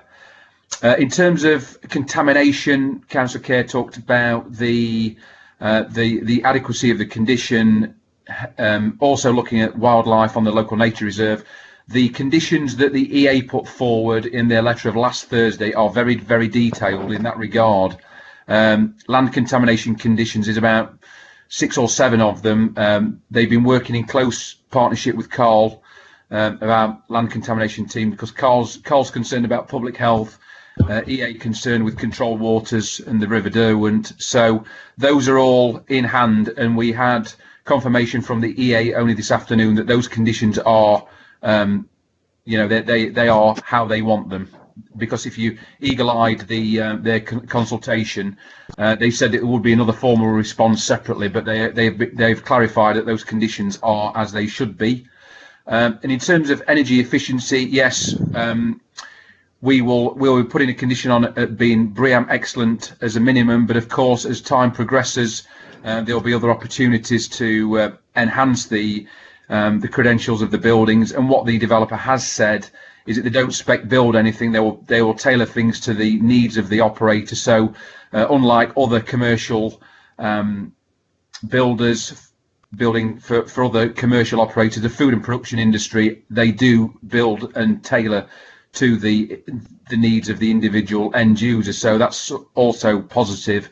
So I feel we've got plenty of control. I mean, those conditions are abbreviated in the main report, but I've fleshed out 95% of them. And what I'm going to do is share them with all the consultees, Carl, Andy, the Environment Agency and others, to make sure that they are as they should be. And so that if the Secretary of State wants to scrutinise those further, they will have those conditions to hand should they need them. And can pass over to Andy if I've missed anything. Andrew, has Ian missed anything? Thank you, Chair. No, I think he's done a very good job. Yeah, I think so as well, besides him falling asleep. Councillor Paul Pegg. Yeah, thank you, Chair. Yeah, this is a massive project for our city. You know, it will have a positive impact across Derby and the wider area. I think that we should all support this without reservations. I know that our group leader has visited the site that he's very familiar with, having worked there for over 20 years. It's a real shame, though, that the government didn't give the site free port status. But anyway, that aside, let's do whatever we can to support this and ensure planning consent is granted today. I'd like to thank Ian Woodhead and all the officers involved in this for all the hard work getting this put forward, and I congratulate them on it, and hopefully we can get the works progress as soon as possible.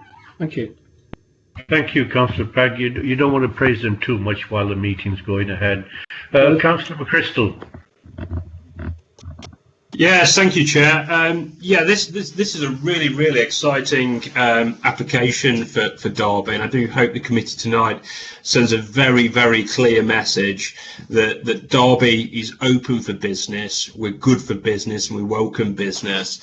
So really excited for this application. I would hope that we make this application as easy as possible to attract this investment into Derby City. Just one question, unless I've missed it, and I do thank Highways for a really comprehensive report and overview of mitigation plans, but just regarding where the HGVs are going to be pushed towards, I do hope it's going to be Rainsway, and what mitigation measures can be taken on Station Road to avoid HGV traffic along Station Road, possibly a weight restriction. Thank you. Thank you, Councillor McChrystal. Andrew, would you like to come back on that? Yeah, thank you, Chair. We could look at putting a weight restriction on to Station Road, but of course they are always subject to access, so you know, it may not actually be of a great benefit, but I think probably the best way to deal with it is to put in a condition to try and control HGV routes into the site. The developer in their application in TA has identified that they'll use Selnese Road and Fernhook Avenue when that comes online, and try and avoid Station Road. But yeah, it's a difficult thing to try and control. Other than you know, the developer and their operators, I suppose, working and working with the community and trying to do the right thing. Thank you, Andrew. There's no more speakers. I'd just like to say briefly that, you know, you've all heard me say many times that Derby is open for business. We want investment. We want developers, the right type of investment, right type of developers. And I think this is, you know, one of those situations where it is right for this type of development to go ahead, and with the conditions that Ian has been negotiating and possibly going to renegotiate some of them, you know, I believe we have as a good result as we can possibly get. So if there's nobody else willing to speak, hang on a minute, I've got, yeah, sorry, Stephen Teasdale, you put down Ian's amended recommendation. That's what I was just going to say, to, you know, sort of vote on this on Ian's sort of amended recommendation. So if there's nobody else wishing to speak, would somebody like to move it to vote? I'll move to the vote, Chairs. Councillor Hassel. Seconder? Second it, Councillor. Okay, thank you, Alex. If you or Stephen, would you do the honours?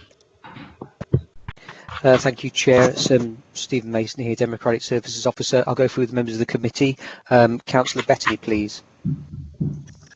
I confirm my presence, and I've listened to the presentation and debate, and I vote in favour of the recommendation.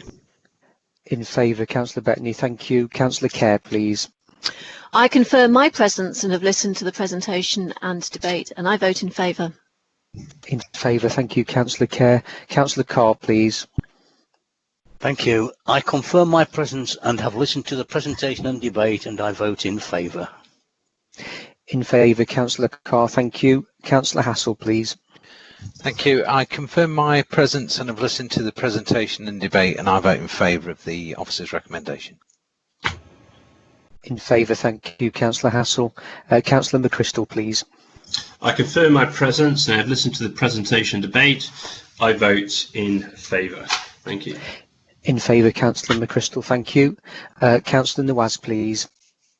I confirm my presence and have listened to the presentation and debate. I vote in favour. In favour, thank you, Councillor Nawaz. Councillor Pearce, please. Thanks, Stephen. I confirm my presence and I've listened to the presentation and debate, and I vote in favour of the recommendation. In favour, thank you, Councillor Pearce. Councillor Paul Pegg, please. I confirm my presence and I've listened to the presentation and debate, and I vote in favour. In favour, thank you, Councillor Pegg. Councillor West, please. Thanks, Stephen. I confirm my presence and have listened to the presentation and debate. I vote in favour of the officer's recommendation.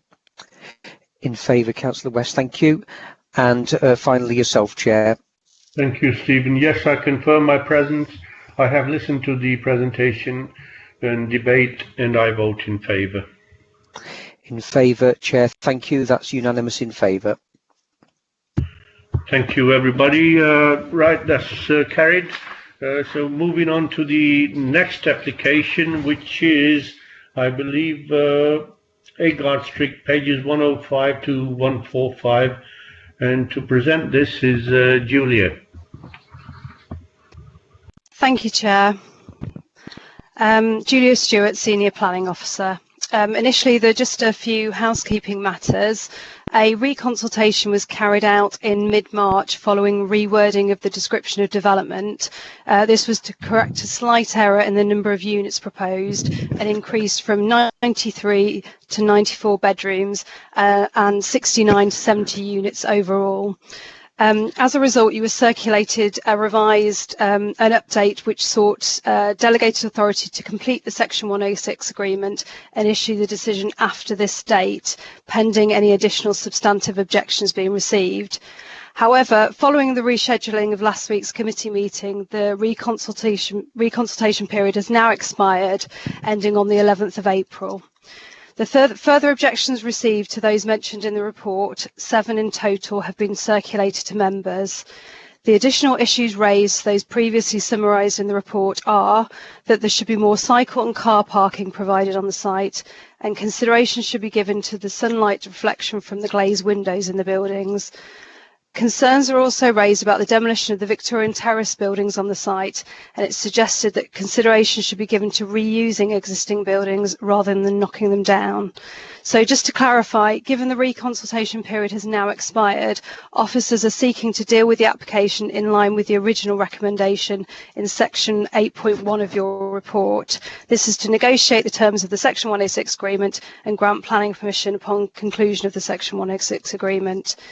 In addition to the further objections, 3 new coloured elevations have been circulated to members, one showing the heights of the previous proposal as a comparison, and these are also included in tonight's presentation.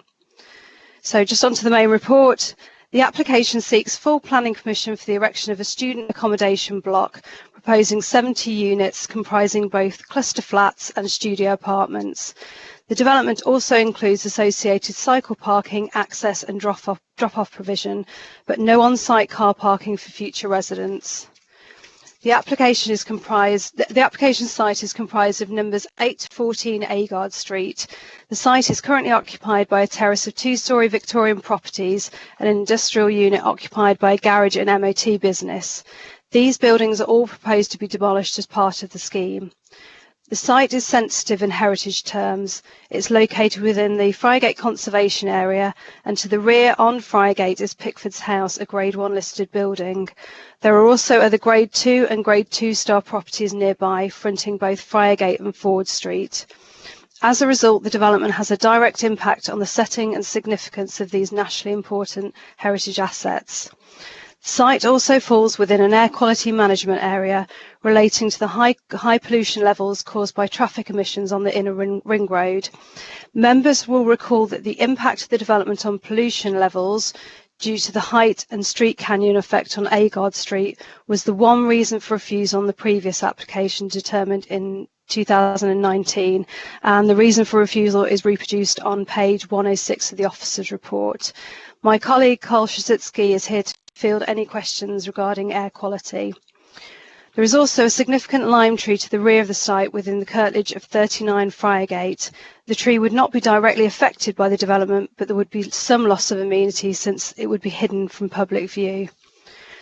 The application has attracted 29 third-party objections, mainly on the grounds of heritage impact and likely effects on air pollution and health. Many of these are the same standard letter which have been signed by the objector. This application follows the refusal of an earlier scheme for student accommodation on this site in 2019. It was recommended for approval, but members of the committee had concerns about the impact on air pollution for local residents. The current proposal has sought to address the reason for refusal by setting the front of the building back from Agard Street by some 4 metres. This is to reduce the canyonising effect. The proposal also increases the number of student bedrooms by 13 for reasons of viability.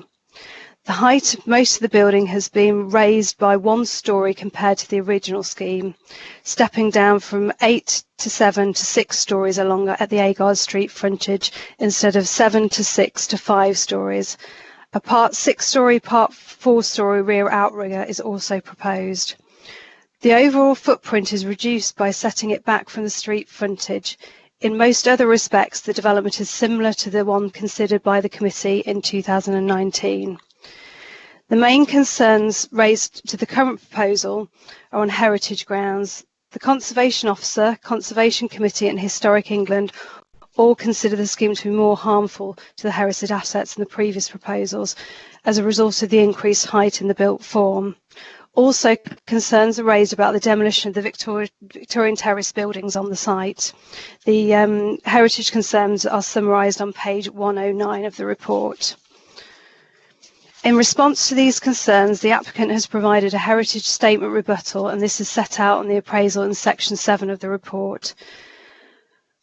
When compared to the previous scheme, which was not refused for heritage reasons, the main considerations are the harm caused by the additional height and scale of the building on the conservation area and the setting of nearby listed buildings, including Pickford's house. This harm is deemed to be less than substantial as defined within the MPPF, and it must be considered whether the harm that affects the heritage assets is outweighed by the public benefits of the development. There are substantial socio-economic benefits associated with the scheme through the provision of student accommodation in this highly sustainable city centre location, which frees up housing stock for wider family and market housing. In this instance, the benefits are considered significant and outweigh the harm caused to the heritage assets involved. In terms of air quality impacts, the Environmental Health Officer considers that the setting back of the building has reduced the potential impact on air quality levels along Agard Street and reduced the canyon effect, such that it would be hard to sustain a refusal solely on air quality grounds. A condition is recommended to secure air quality mitigation measures to minimise the impacts of the increased air pollution. In relation to other matters, there are no objections from highways officers to the scheme subject to conditions. In terms of residential amenity, the accommodation is to be occupied by students and the layout and size of the bedrooms are designed accordingly. A high quality living environment would be formed in the city centre location, meeting the amenity tests of policy GD5. In all of their environmental impacts in relation to noise, ecology, flood risk and the impact on nearby trees, the development is considered to be acceptable or appropriate mitigation can be secured through conditions. A Section 106 package has been negotiated for the development with contributions towards open space, sports facilities and health provision. A traffic regulation order has also been agreed to control loading and unloading onto the site. Overall, it is considered the revised scheme for student accommodation reasonably accords with the relevant local plan policies, as well as the overarching design guidance and heritage tests contained within the MPPF. As a result, the proposal is to recommend approval subject to the suggested planning conditions. And you have two speakers on this chair, on this application, Chair, Mr. Lomas and Mr. Garrett. Thank you. Thank you, Julia. Mr. Lomas, are you there? Good evening, Chair. Good evening, Mr. Lomas. You have 3 minutes to put your case forward. Thank you very much, and good evening, members. First of all, I think a very good report there from your planning officer, who I think has explained the situation very clearly. I think, as you're obviously aware, this is a resubmission of a previous refused scheme. And the previous scheme was refused purely, as your planning officer suggested, on the grounds of air quality. As a result of that, we've undertaken considerable amounts of remodelling, reworking and re-evaluation of the scheme, and actually developed a proposal which actually will now address those areas of concern. And certainly your environmental health officer is in full support of the proposal as it's currently is presented before you tonight. This will overcome the sole reason for refusal, and therefore I'm hopeful that you'll be able to support this particular scheme. I think, as the officer suggested, in order to make the scheme viable, there have had to be some further changes made to the proposal, namely the raising of one floor, but because there has been a reduction in the floor space to the frontage by pulling the building back, this has had to be done to ensure that we have a deliverable project here in Derby City Centre. I think certainly the previous scheme and certainly this scheme, members were very happy with the overall design, and that hasn't changed fundamentally. I note the comments with regards to the heritage asset, but you'll see from the plans that the impact on Pickford House is no greater than what was previously proposed. And as your planning officer said, the impact on that particular building is deemed as being less substantial. As a consequence of that, paragraph 196 of the National Planning Policy Framework will need to be considered, where the scheme has to be considered in light of all the other material benefits. And clearly there are benefits here. This is a sustainable location. It will continue to reinforce this sector of the city as part of the university. It will bring residential development into a highly sustainable brownfield site, and it will continue the regeneration of this part of Derby, which I think has got to be welcomed. So far as the technical matters, we think we've addressed more of all of those now at this particular point in time. There are no statutory objectors to this particular scheme, and as the planning officer said, there's no issues with highways, drainage, or anything of that nature. I think obviously it's a major gateway site, and I think it will offer some significant benefits and bring some significant advantage to Derby. I think at this point we'd like to thank our officers for their help and assistance during this process. It has been a long process and a drawn out process, but it has produced a constructive proposal which hopefully you can support your officer recommendation this evening. I'd like to thank you for your time, and if there are questions I'll happily answer them, but I think I'll leave it over to yourselves now, members. Thank you for your time. Thank you, Mr. Lopez. The next speaker is Mrs. Garrett. Good evening, Mr. Chairman. Good evening, Mrs. Garrett. How are you? I'm fine, thank you. Good. You have 3 minutes. Thank you. I'm opposing the planning application on the following grounds. MOT Masters, a business of 15 years standing, provides MOT and servicing of vehicles in the Derby area. Classed as an essential business, we have worked through the pandemic to keep Derby citizens moving. We provide employment for 8 full and part-time members of staff. The business would need to relocate at considerable expense, potentially endangering some of those jobs. Secondly, on environmental grounds, Agard Street is a busy area and the traffic creates pollution. The height of the proposed building will make an air pollution funnel on Agard Street, negatively impacting the health of those who live and work there. The proposed building is a car-free development but has only 35 cycle spaces for 94 bedrooms. Inevitably, tenants' cars would be parked on local streets, clogging up the neighbourhood. Thirdly, the 8-storey building will adversely affect the Friargate Conservation Area. This includes the Grade 1 listed Pickford House and the attractive period properties in the area. Historic England found that the proposed building would have an overbearing effect due to its height and size. Finally, and most importantly, we would argue that the stated purpose of this proposed building will be redundant in the near future. Universities are moving permanently to blended learning, a mixture of online and face-to-face teaching that encourages part-time study and for students to commute rather than live on site. This has been expedited by COVID-19 and led to a drop in overseas student numbers. The University of Derby has already closed one hall of its halls due to lack of occupancy and has overestimated its requirement for purpose-built student accommodation. It is for these reasons we object to the proposed scheme. Thank you. Thank you, Mrs. Garrett. Julia, would you like to come back on any of them? Yes, I mean, obviously the proposal would displace an existing business on the site, which is regrettable, but there are no policy grounds on which to resist the principle of this type of development. And obviously the previous application did accept the principle of removing the existing buildings on the site. In terms of parking and highways issues, we've got no objections from the highways officer, and cycle parking levels on the site are deemed to be acceptable. Obviously the heritage issues have been fully rehearsed within the report. In terms of the requirement for the use, I mean, there obviously is a requirement currently, and we have policies which support the principle of this type of development within the university quarter. So, thank you, Chair. Thank you, Julia.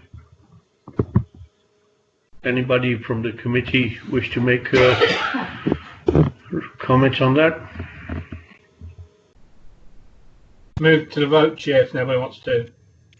I'll second that, Chair. Sorry, Chair, I've tried to ask to speak, but it all disappeared. It's on that now, Lucy. Just this second is come on. I find this actually a very difficult application because on the one hand, I think we need accommodation, and yes, the student situation is changing, but there are still a great many students who are living in what were erstwhile family homes, and I think that there is still a capacity for students to be encouraged to move into accommodation like this. I think that the setback is very helpful, and I am reassured by the officer's report about the air quality and the impact on the existing people living in that area, particularly on the other side of the road, which isn't ideal, but I think it is acceptable. I'm sad that the building has got larger, and it will therefore have a greater impact on the heritage buildings in that area, but I think that we have to live with that. What I haven't got reassurance, though, is whether it's actually ready again for that zero carbon future. It's very difficult to build large, taller buildings which can be made zero carbon, and each time you put an extra layer, an extra story on a building, it makes that challenge larger. I can't see a big discussion here about higher standards of insulation than is required currently. It doesn't seem to be talking about PVs, though maybe those will be designed into the building. And one simple change that I think could encourage people to be more cycle friendly in its use is to provide cycle parking for visitors, and with the setback at the front, there should be ample space there for a row of Sheffield stands that visitors to other students who live in that building would be able to use with their cycles. And obviously the university is doing its best to encourage that sort of mode of travel. And I think that the visitor cycle parking is something we should be asking for. Thank you. Thank you, Lucy. Ross Crystal. Yes, thank you, Chair. I have every sympathy for Mrs. Garrett's comments and presentation, but I'm still or very much of the view that we can't write the rule book and make it up as we go along. I do have concerns about Pickford House, and particularly the gardens at Pickford House and what this development means for that structure, and the future of that. But in the same breath, we turn this down on the basis on the first application on the canon effect on Agard Street, and in fairness to the applicants, they have come back and addressed our concerns. So it makes it very difficult to object to. Thank you, Chair. Thank you, Councillor McChrystal. Would somebody like to move it to the vote? Move to the vote, Chair. Chair, can we have an addition? Can we ensure that the cycle parking condition includes visitor cycle parking? Do you want me to come back on that, Chair? Yes, Julie. Yeah, so just to come back on the points that Councillor Kerr raised, there are solar panels proposed on the roof of the building. I think there's about 94 proposed. So in terms of visitor cycle parking, we have got a condition which requires precise details of cycle parking to be approved, so we can look at that, provided there's no sort of concerns about impact on visibility displays, etc. So yeah, that's something we can control. Thank you, Julia. Right, can we move to the vote before Lucy comes up with something else? Move to the vote, Chair, to include Councillor Kerr's condition. Thank you. Stephen, would you like to do the honours? Will do, Chair. Thank you. Okay, I'll go through the members of the committee. Councillor Bettany, please. I confirm my presence, and I've listened to the presentation and debate, and I vote in favour.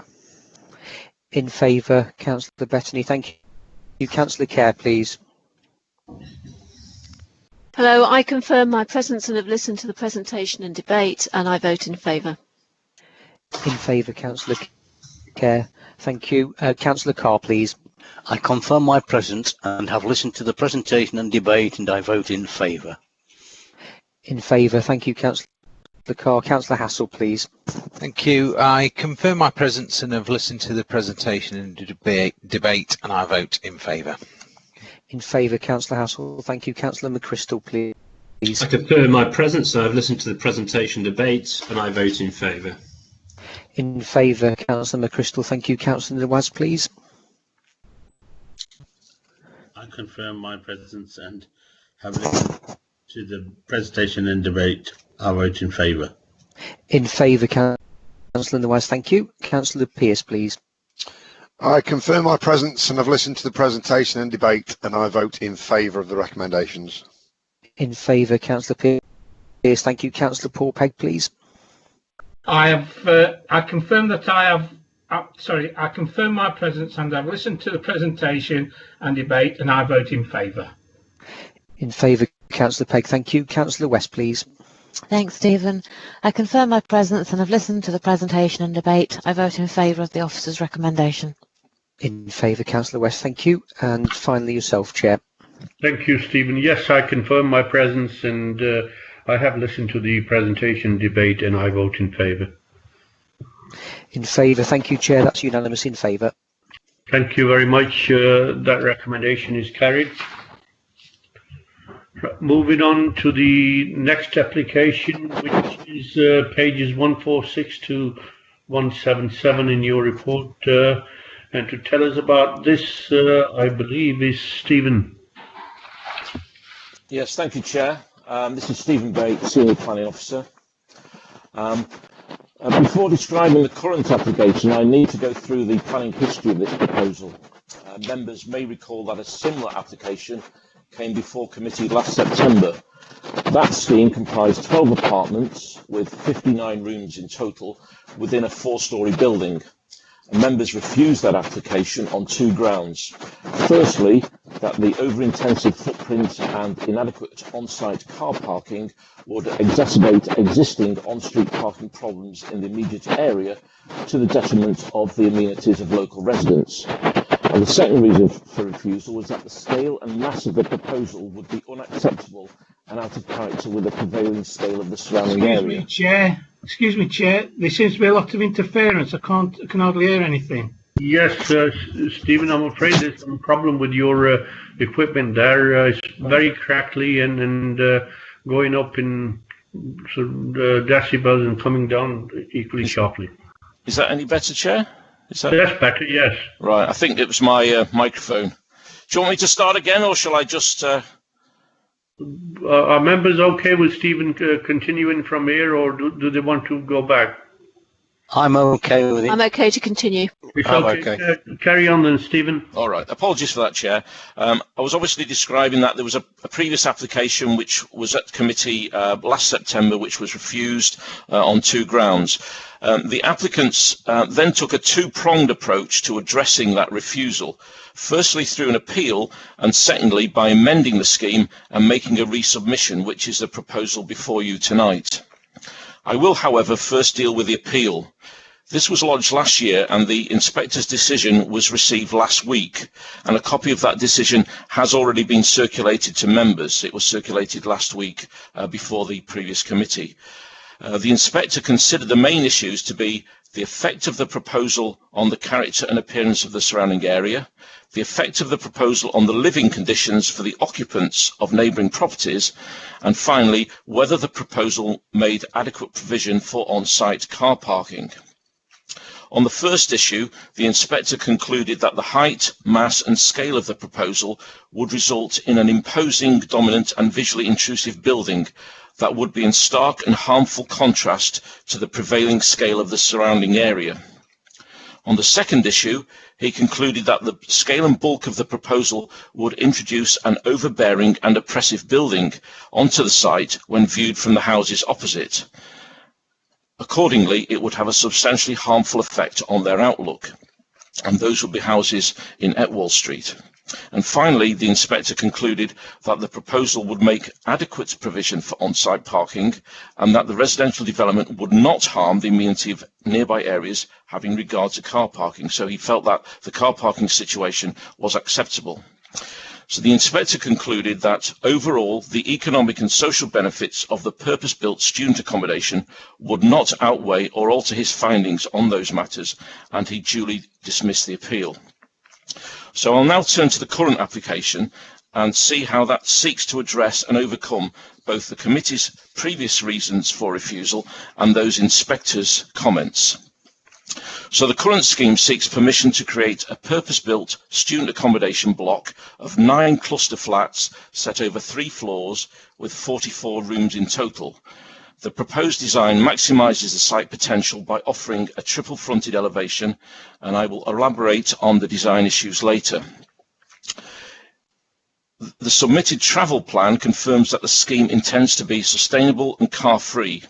A total of 26 cycle parking spaces are proposed, and the proposal also offers electrical charge points to the limited number of parking spaces. And there are various disincentives from parking at the site.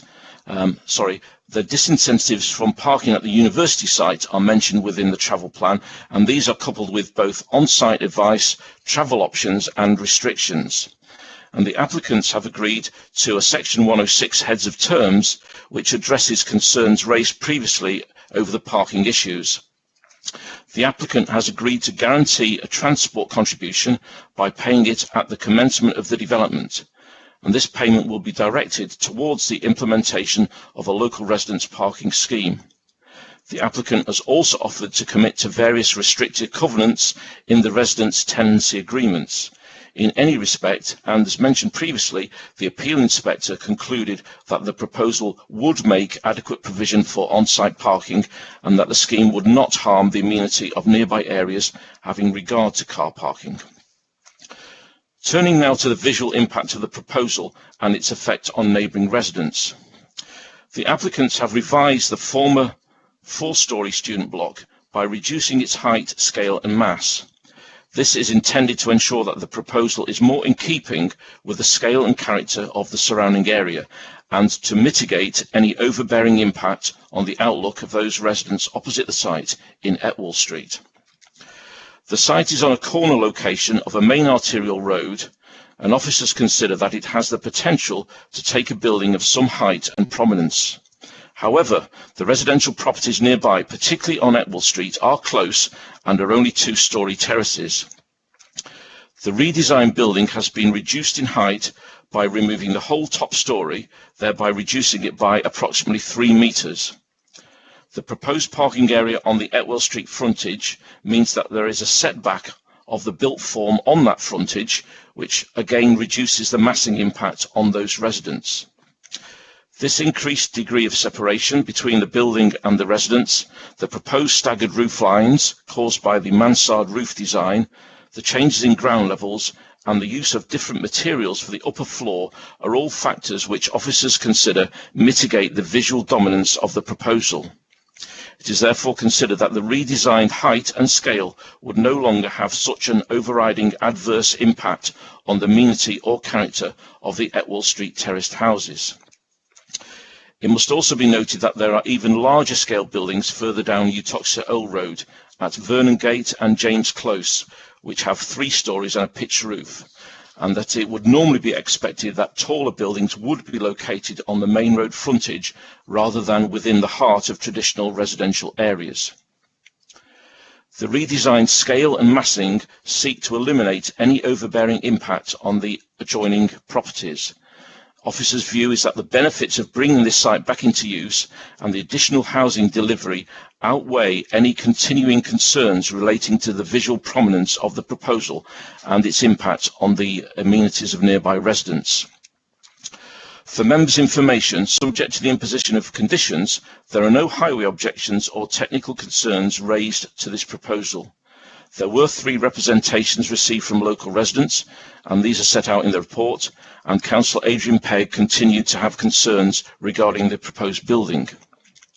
To summarise, the principle of residential uses in this location is acceptable and in line with local plan policy. It is a previously used site in a sustainable location. The proposal can contribute to meeting housing needs and provide the equivalent of 17 dwellings towards the housing requirement. The proposal would also provide bespoke accommodation for students, which would free up private rented accommodation elsewhere in the city, allowing it to be used by other groups. So overall, officers consider that the proposed redesign of the building, the additional travel plan measures, and the applicant's committed transport contribution have successfully addressed and overcome both the previous reasons for refusal and the appeal inspector's conclusions. The benefits of bringing this site back into use and the additional housing delivery outweigh any minor concerns relating to the impact of the proposal on visual or residential amenities. Consequently, officers consider that the proposal is acceptable and is recommended for approval, subject to a Section 106 agreement and the conditions as set out in the report. I understand that there are no public speakers. Thank you, Chairman. Thank you, Stephen. We have Councillor Pegg who wishes to speak, Adrian Pegg who wishes to speak on this. Councillor Pegg? Thank you, Chair. Whilst I acknowledged that a story has been removed, there are still going to be 44 rooms with a potential of 88 occupants as well as visitors. And in my opinion, this still is overmassing. This will still adversely impact the neighbouring area and quality of life for the residents. The application should be approached from a resident's perspective. I know the area very well and know the impact this will have on them, their daily lives and ultimately their mental health. I suggest that you put yourselves in the position of residents. Imagine living on Etwall Street and Findon Street and what you as a resident will have to contend with should this application be approved. The revised proposal has the potential for 88 residents in a small area, plus visitors. Because there's overcrowding, there's a risk of noise nuisance and other antisocial behaviour. 3.11 of the Design Access Statement says, existing dwellings on Etwall Street and Slat Lane rely on on-street parking, and there are no observable signs of parking stress due to the overbearing quantities. This statement is false. Anyone who knows the area or has interest or a small amount of knowledge of the area will know this to be false. Whilst the proposed tenancy agreement will require students not to bring cars, there's nothing to say how this will be policed, monitored, reported or enforced. How will checks be implemented to ensure students don't leave their vehicles on neighbouring streets for long periods of time? In fact, the transport assessment says a car-free development does not necessarily mean that the occupants in accommodation will be free from driving cars away from the development. This runs the risk of on-street parking being affected for local residents. In the report to committee, it says that the development will bring new accommodation to the area. True, it will, but restricted accommodation to students only. It also says that the development will free up local housing and the property will revert to family homes. There are no guarantees that local housing will be freed up, and there are certainly no guarantees that they will revert to family homes. There's also a comparison to Vernon Gate and James Close. In my opinion, there's no comparison at all. Vernon Gate isn't residential, and James Close is well laid out with ample car parking. In conclusion, there are still too many people, including visitors, crammed into a small space. There are still potential antisocial behaviour and still concerns about monitoring and enforcement on street parking. Please, put yourself in the residents' position. Please consider the quality of life and well-being this development would have on the residents. Please stand up and support the residents. And I ask the committee to reject this application. Thank you very much, Chair. Thank you, Adrian.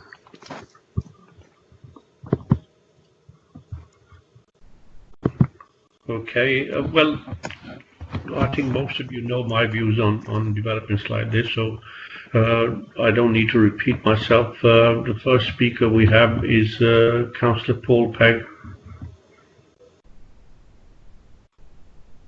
Paul? Sorry, I won't get my mic on. I do apologise, Chair.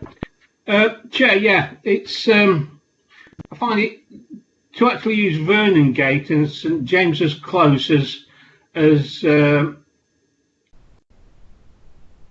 being similar or whatever. One is built on the former Greyhound Stadium and is purpose built, and it's behind a high wall that you can't see, the old prison wall. And St James's Close is a purpose built building alongside of it. Probably about, what, 200 metres away from this development. This development is on the corner of Slat Lane and Etwell Street, just as you come over the bridge, the old Great Northern Railway Line bridge down New Tuttrell Road. There is no parking in that area whatsoever. The students, it doesn't matter what we say or what anybody puts on it, they will turn up in their cars. We are blighted with cars in that area. There is just nowhere for anybody to be able to do anything. This is totally out of keeping and character with that part of Derby and of my ward, and it's totally unacceptable. And it seems funny that before we'd even got the previous inspectors' decisions on it, the planning application had gone in very quickly again. It just doesn't make sense. None of this is making sense to me whatsoever. You cannot have that number of people living on that small patch of land, and it is a small patch of land, and I beg anybody to go and look at it. You just cannot do it and have the safety and everything else that's involved. There's going to be cars there. It doesn't matter what anybody says, and it certainly will not address the student accommodation that are living in other properties. They won't move into it. End of story. And we need to reject this in favour of something far better. Thank you. Thank you. Would anybody else like to speak on it? Oh, sorry, Lucy. It's strange because I think of this as an old bit of industrial site, and yes, it is adjacent to housing in some directions, but it's also the border between other industrial commercial areas, both on the directly opposite it and edge of the railway and the Bale Base thing on the other side of the road. And as an old industrial site, it could presumably come back for a non-residential use and be a commercial building, which could have far more impact in terms of travel problems than what is being proposed here. So I feel this building actually makes quite a good merging between the uses, between the commercial uses nearby and the residential, more conventional residential uses on the other side of it. And I'm happy to vote for it. Oh, just one point. There's an existing dropped crossing curbed crossing on the Etwall Road frontage, and unless that aligns with the little bit of car parking that is already there, it needs to be removed as part of a condition, so that we're at least replacing the pavement as a continuous. I'm sure they'll look into that, Lucy. Councillor McChrystal. Yes, thank you, Chair. So I originally objected. I objected to the original application based on the car parking pressures on the nearby roads. Now, clearly, if I object on that basis again, or we do as a committee, then it's going to, on a potential appeal, if we object solely on that basis, it's going to be thrown back at us, and we're going to incur costs. I do agree with both ward councillors, and I always believe we should listen to the ward councillors that have been elected to represent the residents. I do also, and to echo both Councillor Peggs, have concerns about such a large number of people living on such a small parcel of land. I struggle to fathom it and to get my head around it. It is a small parcel of land, and it is a large number of people. And if you're not familiar with the site, very quickly now, go to Google Images, and you'll see the size of the parcel of land we're actually talking about. So I'm in two minds, really, because I do recognise in the same breath that this site does need to be developed. In an ideal solution, the whole site with the commercial premises next door. And I'm not saying that'll ever come onto the market, or when it will come onto the market, but obviously it's immaterial to this particular application. But that is probably the easiest way to unlock the whole site. But yeah, I'm really drawn on this. I don't know what is the right answer, in truth, Chair. So I'll defer judgment until everyone's spoken. Thank you. Thank you, Councillor McChrystal. Councillor Michael Carr. Thank you, Chair. Yes, I'm going to take a slightly different view in that the reasons for the previous rejection have been addressed. So I think I agree with Councillor McChrystal there, we'd be on very, very sticky wicket refusing this, and because it's quite a big development, we probably get stuck with some costs. So I would not like to impose those costs on the citizens of Derby. And also with regard to the number of people on the site, again, if housing standards have been met, and I believe from reading the report that they have, we can't refuse it on those grounds either. So I intend to vote in favour. Thank you, Chair. Thank you. Anybody else? Well, look, there's just a couple of points, not points, but concerns I have on this development. One is, yes, the developers have gone out of their way and said, they're introducing travel plans, and it's in covenants that people can't have cars. But that will be, that people can't have cars to park on Atwell Street or around the corner on Slack Lane with this frontage. It doesn't stop them from parking in Granville Street or old sort of, not Uttoxeter Road or Great Northern Road or anywhere there. The second thing I have great concerns about is that if this type of development makes them people who are living in terrace houses in Atwell Street or on Slack Lane say, well, look, we've had enough, and they move away and these companies keep buying them, that would become an area totally dominated by rented accommodation, and we'd be driving families that own their own homes to go and seek rented accommodation somewhere else because they can't afford to buy a house and don't want to particularly live there. So yes, I agree that we're on a sticky wicket, but equally so 80 odd people or whatever on this area, and to say that it's not going to affect people in that area that are living there for generations, some of them, I find that hard to believe. I honestly think that we need to make a stand somewhere and say, look, enough is enough. We're getting to the situation where developers see easy money and they come and they buy a house in the middle of a street, convert it to a house of multiple occupation in the belief that people either side will get fed up and leave so they can purchase that as well.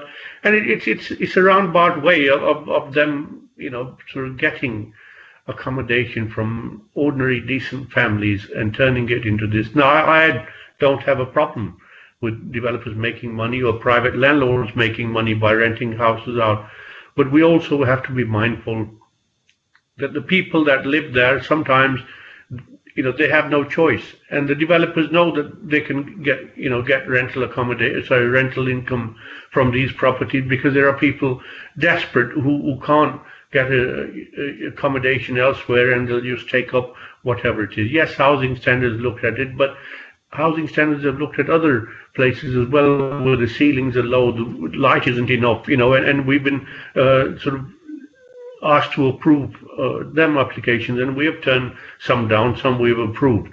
It's a difficult one, but as I said, somewhere along the line we have to make a stand and say, look, we don't want residents who've been there for generations, decent, hardworking family people, to be put, in this situation where, because it's not suitable for them to live, i.e. noise or, rubbish being thrown about or boisterous behavior, that they have to move out of these terraced houses that they probably inherited or bought from their mother, father, or brother, sister, or whatever.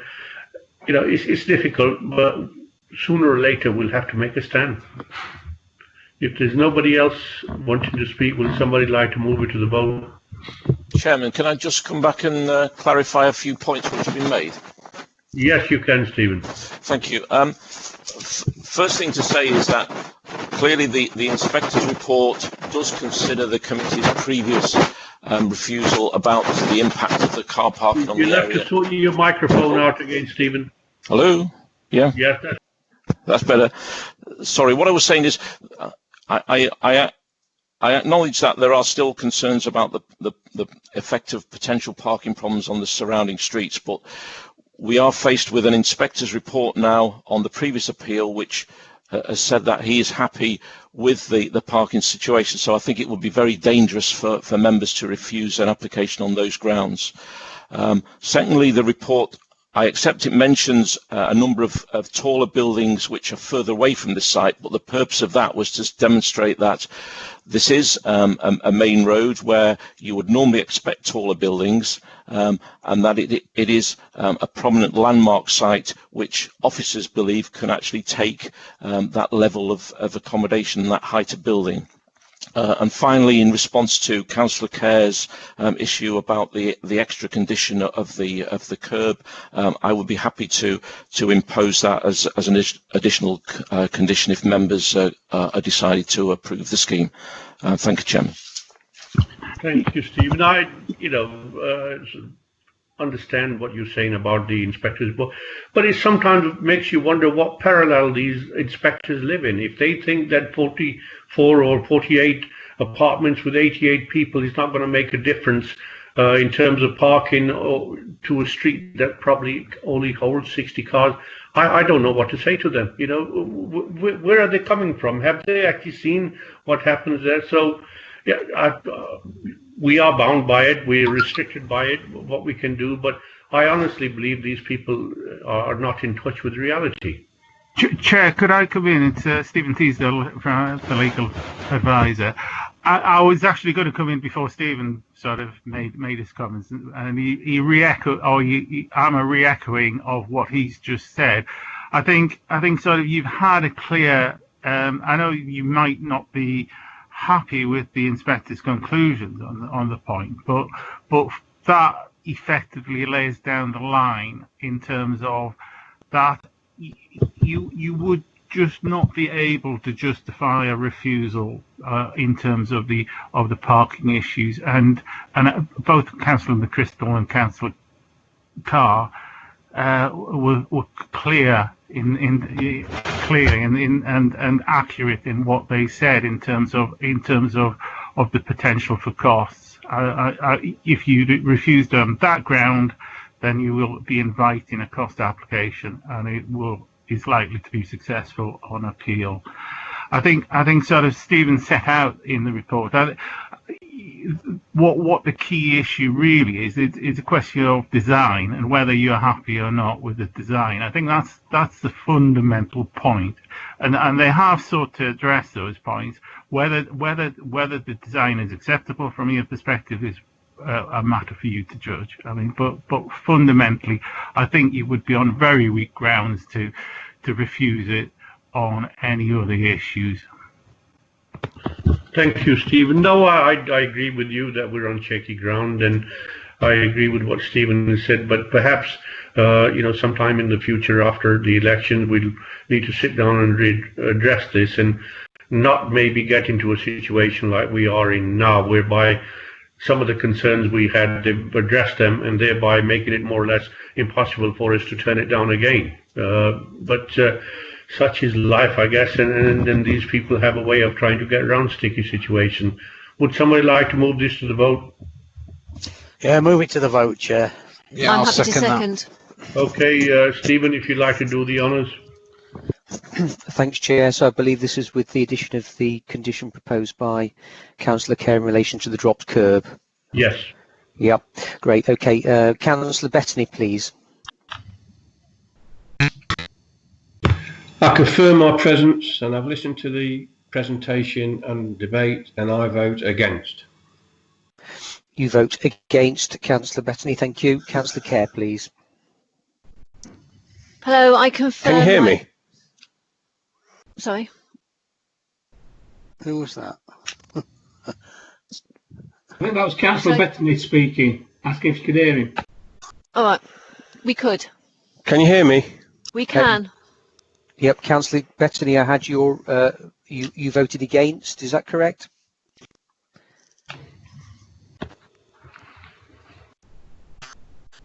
Councillor Bettany, are you there? Oh. It looks like he's left the meeting. We'll carry on, Chair, and then if he comes back in, we can go back to him. Councillor Kerr, please. I confirm my presence and have listened to the presentation and debate, and I vote in favour. In favour, Councillor Kerr. Thank you. Councillor Carr, please. Thank you. I confirm my presence and have listened to the presentation and debate, and I vote in favour. In favour, Councillor Carr. Thank you. Councillor Hassel, please. Thank you. I confirm my presence and have listened to the presentation and debate, and I vote in favour. Thank you. In favour, Councillor Hassel. Thank you. Councillor McChrystal, please. I confirm my presence and I've listened to the presentation and debate, and I regrettably I vote in favour. You vote in favour, Councillor McChrystal. Thank you. And Councillor Nawaz has had to leave the meeting. He's given his apologies. It's Councillor Bettany. I don't know. I got kicked off the meeting. I'm back now.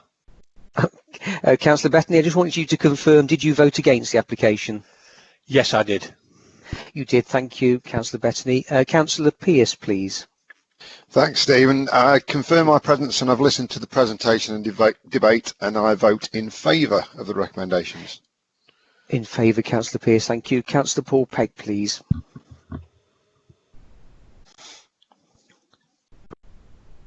Councillor Pegg, switch your mic on. Sorry, I've said all that again. I confirm my presence and I've listened to the presentation and debate, and I vote against. You vote against, Councillor Pegg. Thank you. Councillor West, please. Thanks, Stephen. I confirm my presence and have listened to the presentation and debate. I vote in favour of the officer's recommendation. In favour, Councillor West. Thank you. And finally, yourself, Chair. Thank you, Stephen. I confirm my presence and I've listened to the presentation and debate, and with a heavy heart, and because of the situation, I vote in favour of it, simply because to refuse it would incur costs and it would not be in the interest of anybody. So yes, with a heavy heart, I vote in favour. In favour, Chair. Thank you. So that's 7 in favour and 2 against. Thank you, Stephen. That recommendation is carried with the extra condition to it. Right, coming on to the final application, which is pages 178 to 183, 28 Blaygreaves Lane, and I think it's Ian again to tell us about this. Yes, thank you, Chair. It's Ian Woodhead, Development Control Manager. I've got nothing to add to the report, Chair, as printed. and would invite Mr. Clark and Councillor Skelton to address members. Many thanks. Thank you.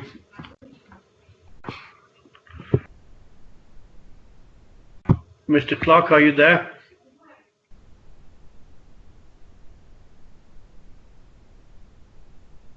No?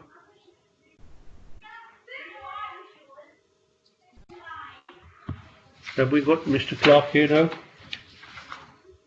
Right, in that case, we'll ask Councillor Ruth Skelton to come up. Are you there, Ruth? Yes, I am. I was kicked off earlier, and I suspect that might have happened to... You just tell me who's kicked you off and I'll go and sort them out. No, it was just the internet connection. Right. Thank you for allowing me to speak to committee. I want to first basically address my concerns to 7.2 residential amenity and 7.3 the highways implications. The only possible vehicle access for number 28 is from Vine Close, as you will see. You can't quite see from the picture, but there is no access off Blakebeeves Lane for vehicles, and you can nicely see two parked vehicles, which are quite usually there and cause a certain amount of problems. Vine Close itself is, those vehicles are very small actually. It is a substandard in width.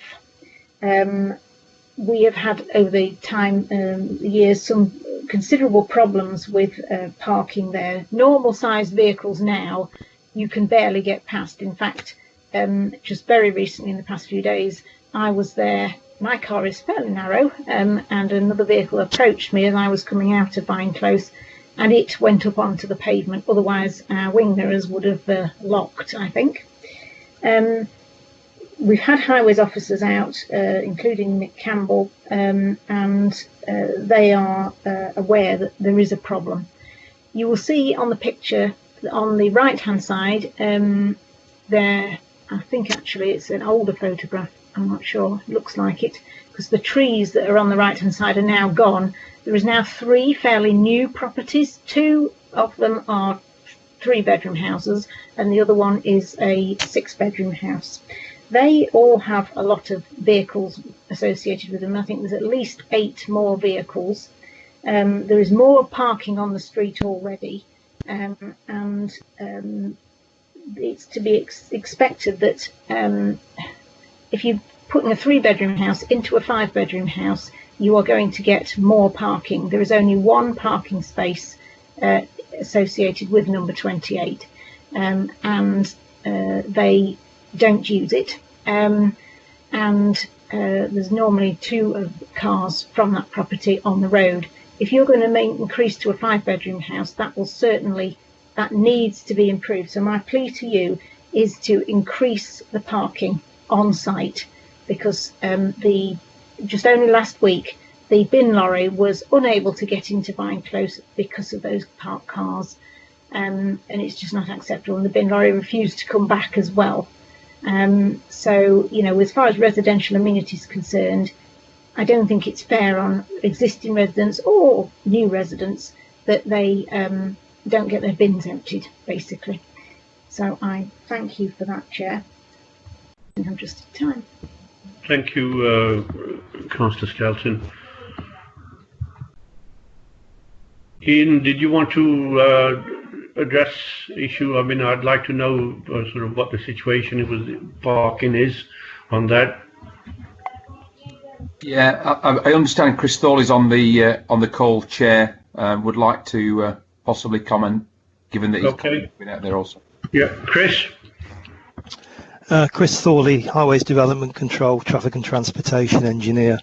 As your report says, we weren't actually consulted on this particular application, although I do concur that Vine Close is substandard. It's only 4 metres wide and the footways are 1.4 metres wide, and that's also substandard.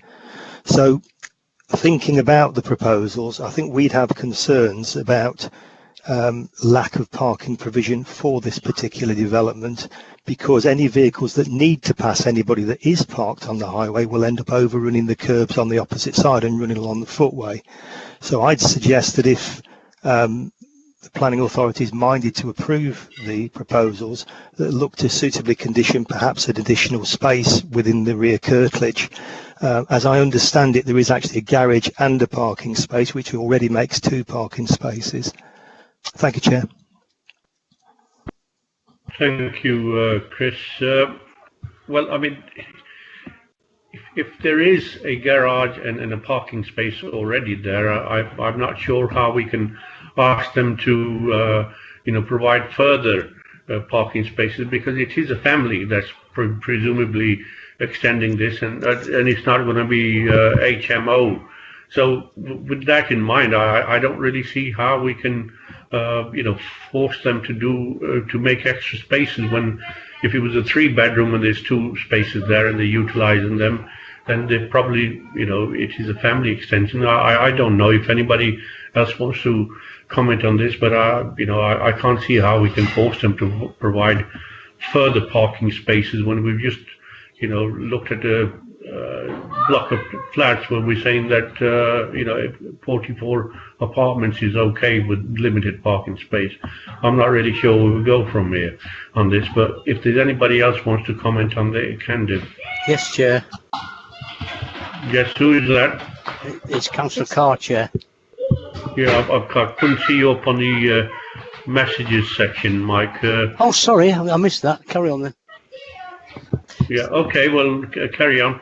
All right, thank you. Well, Chair, if traffic and transportation and travel people haven't been consulted on this application at all, then I'm not happy.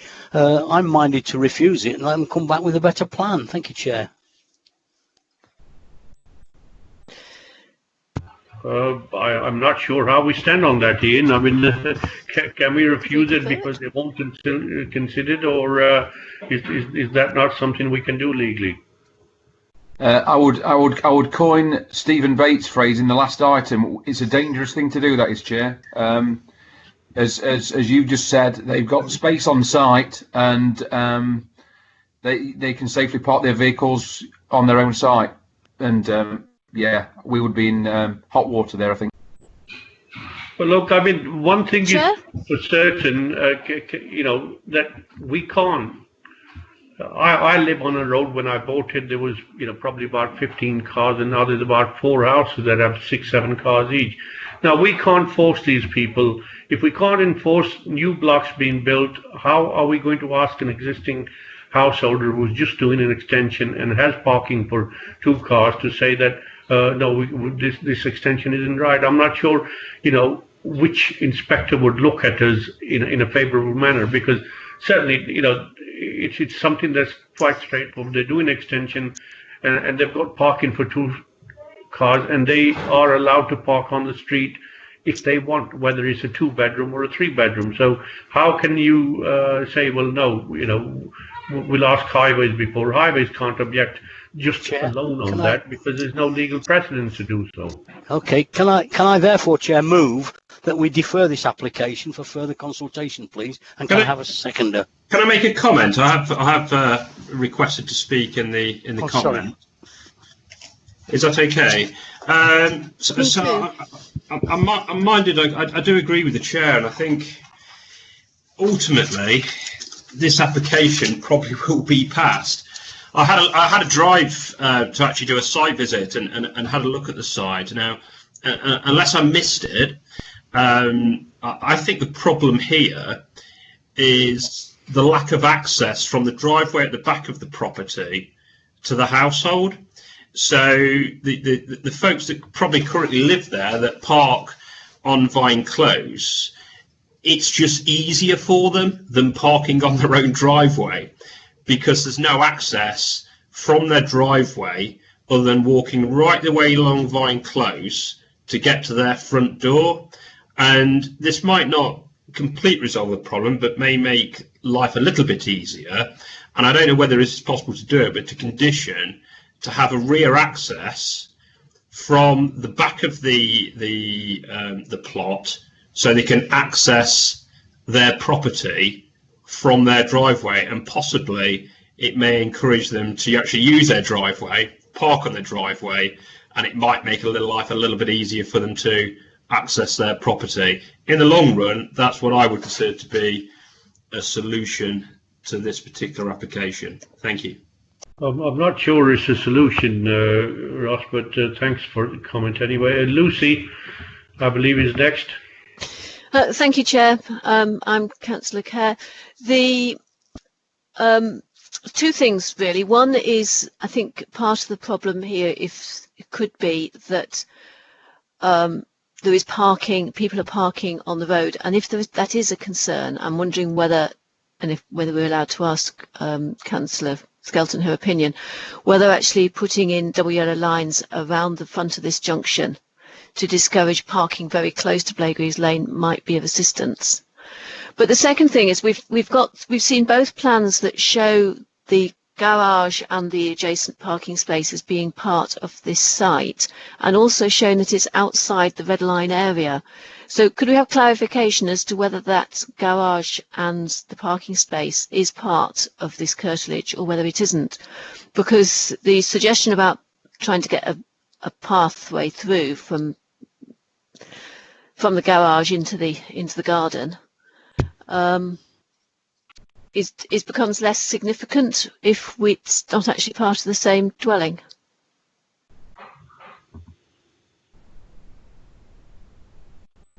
Exactly, that plan, Chair, shows it as being within the red line, but we also had a plan showing that little bit outside the red line.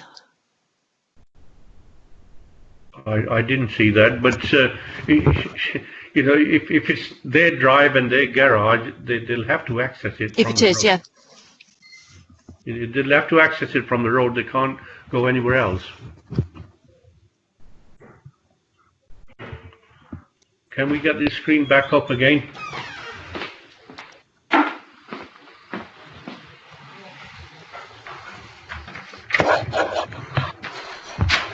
Literally.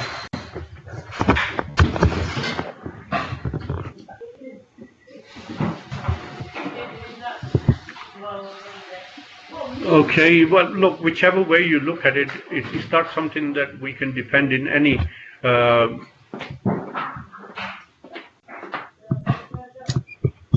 Could I make a suggestion, please, Chair? Yes, who is that? Ian Woodhead, Chair. Yes, Ian.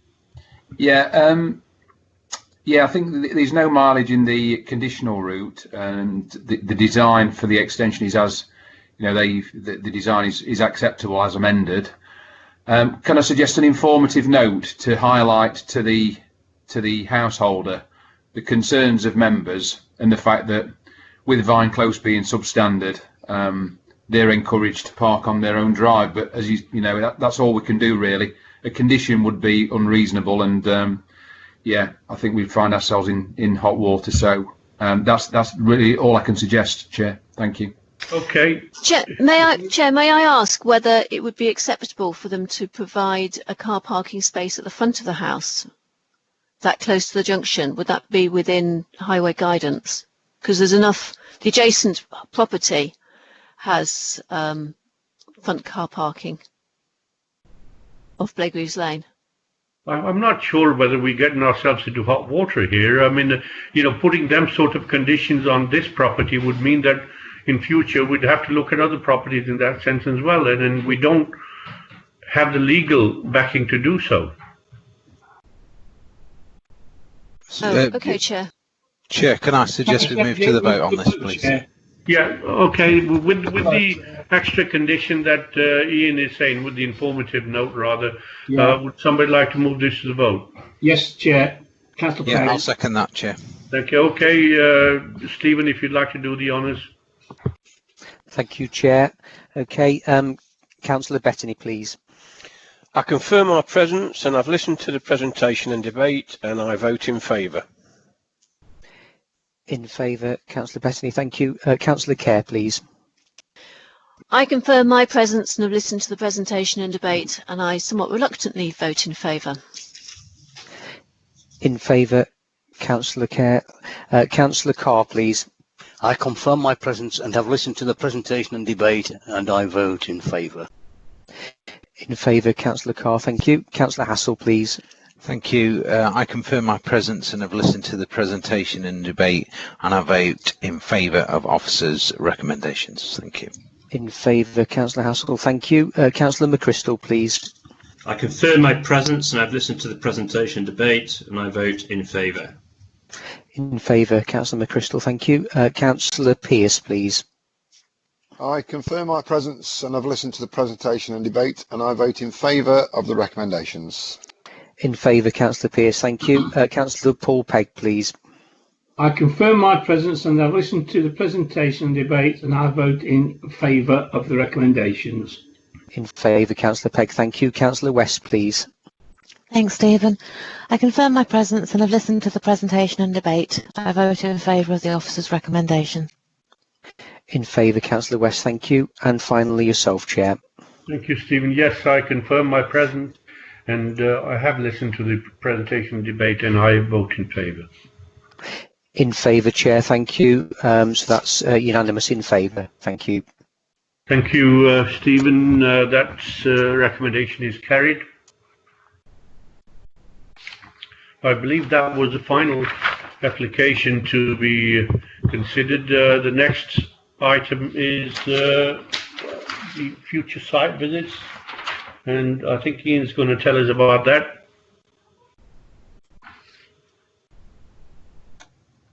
Thanks, Chair. I'll just ask James to roll through them, please.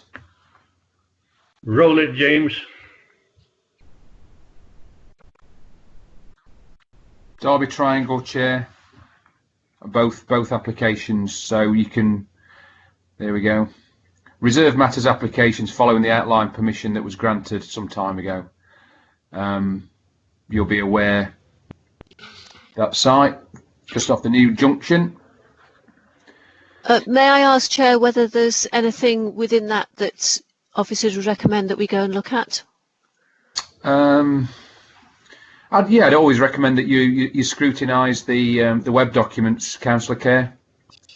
But no, I'm saying, do we need to look at it in person? Is it worth driving down rather than just looking at Google Maps and things? Can I just say, Lucy, can we see enough from the road? You can't see anything from the road. No. It's all fenced off. We need to go in if you want to do that. I think you're better off possibly. So is it worth us going? I wouldn't say so. Councillor Carr's quite right. There's a big fence up, and that's part of it will be removed, of course, but at the moment it's fenced off. So probably an aerial Google visit may be better. Okay, thank you. New school. And that's a variation of condition of opening hours. Okay. So not a lot to do there. And that's that, Chair. Thank you. Right. Okay. Finally, then, as this is the last meeting before the elections, and we don't know what the makeup of the future committees will be, I'll just like to say that it's been a pleasure to chair the committee, and I've thoroughly enjoyed my sort of banter with all of you, and I believe that we have tried to act in the best interests of our city and its residents. If I have offended anybody, I assure you it wasn't intentional, unless it was Ian Woodard, of course. And for those of you who are standing this year's election, I wish you all the best, and thank you. Good night. And, good night. Hope we meet again in this committee forum. Thank you. Thank you, Chair. Good night, all. Good night, Chair. Good night, all.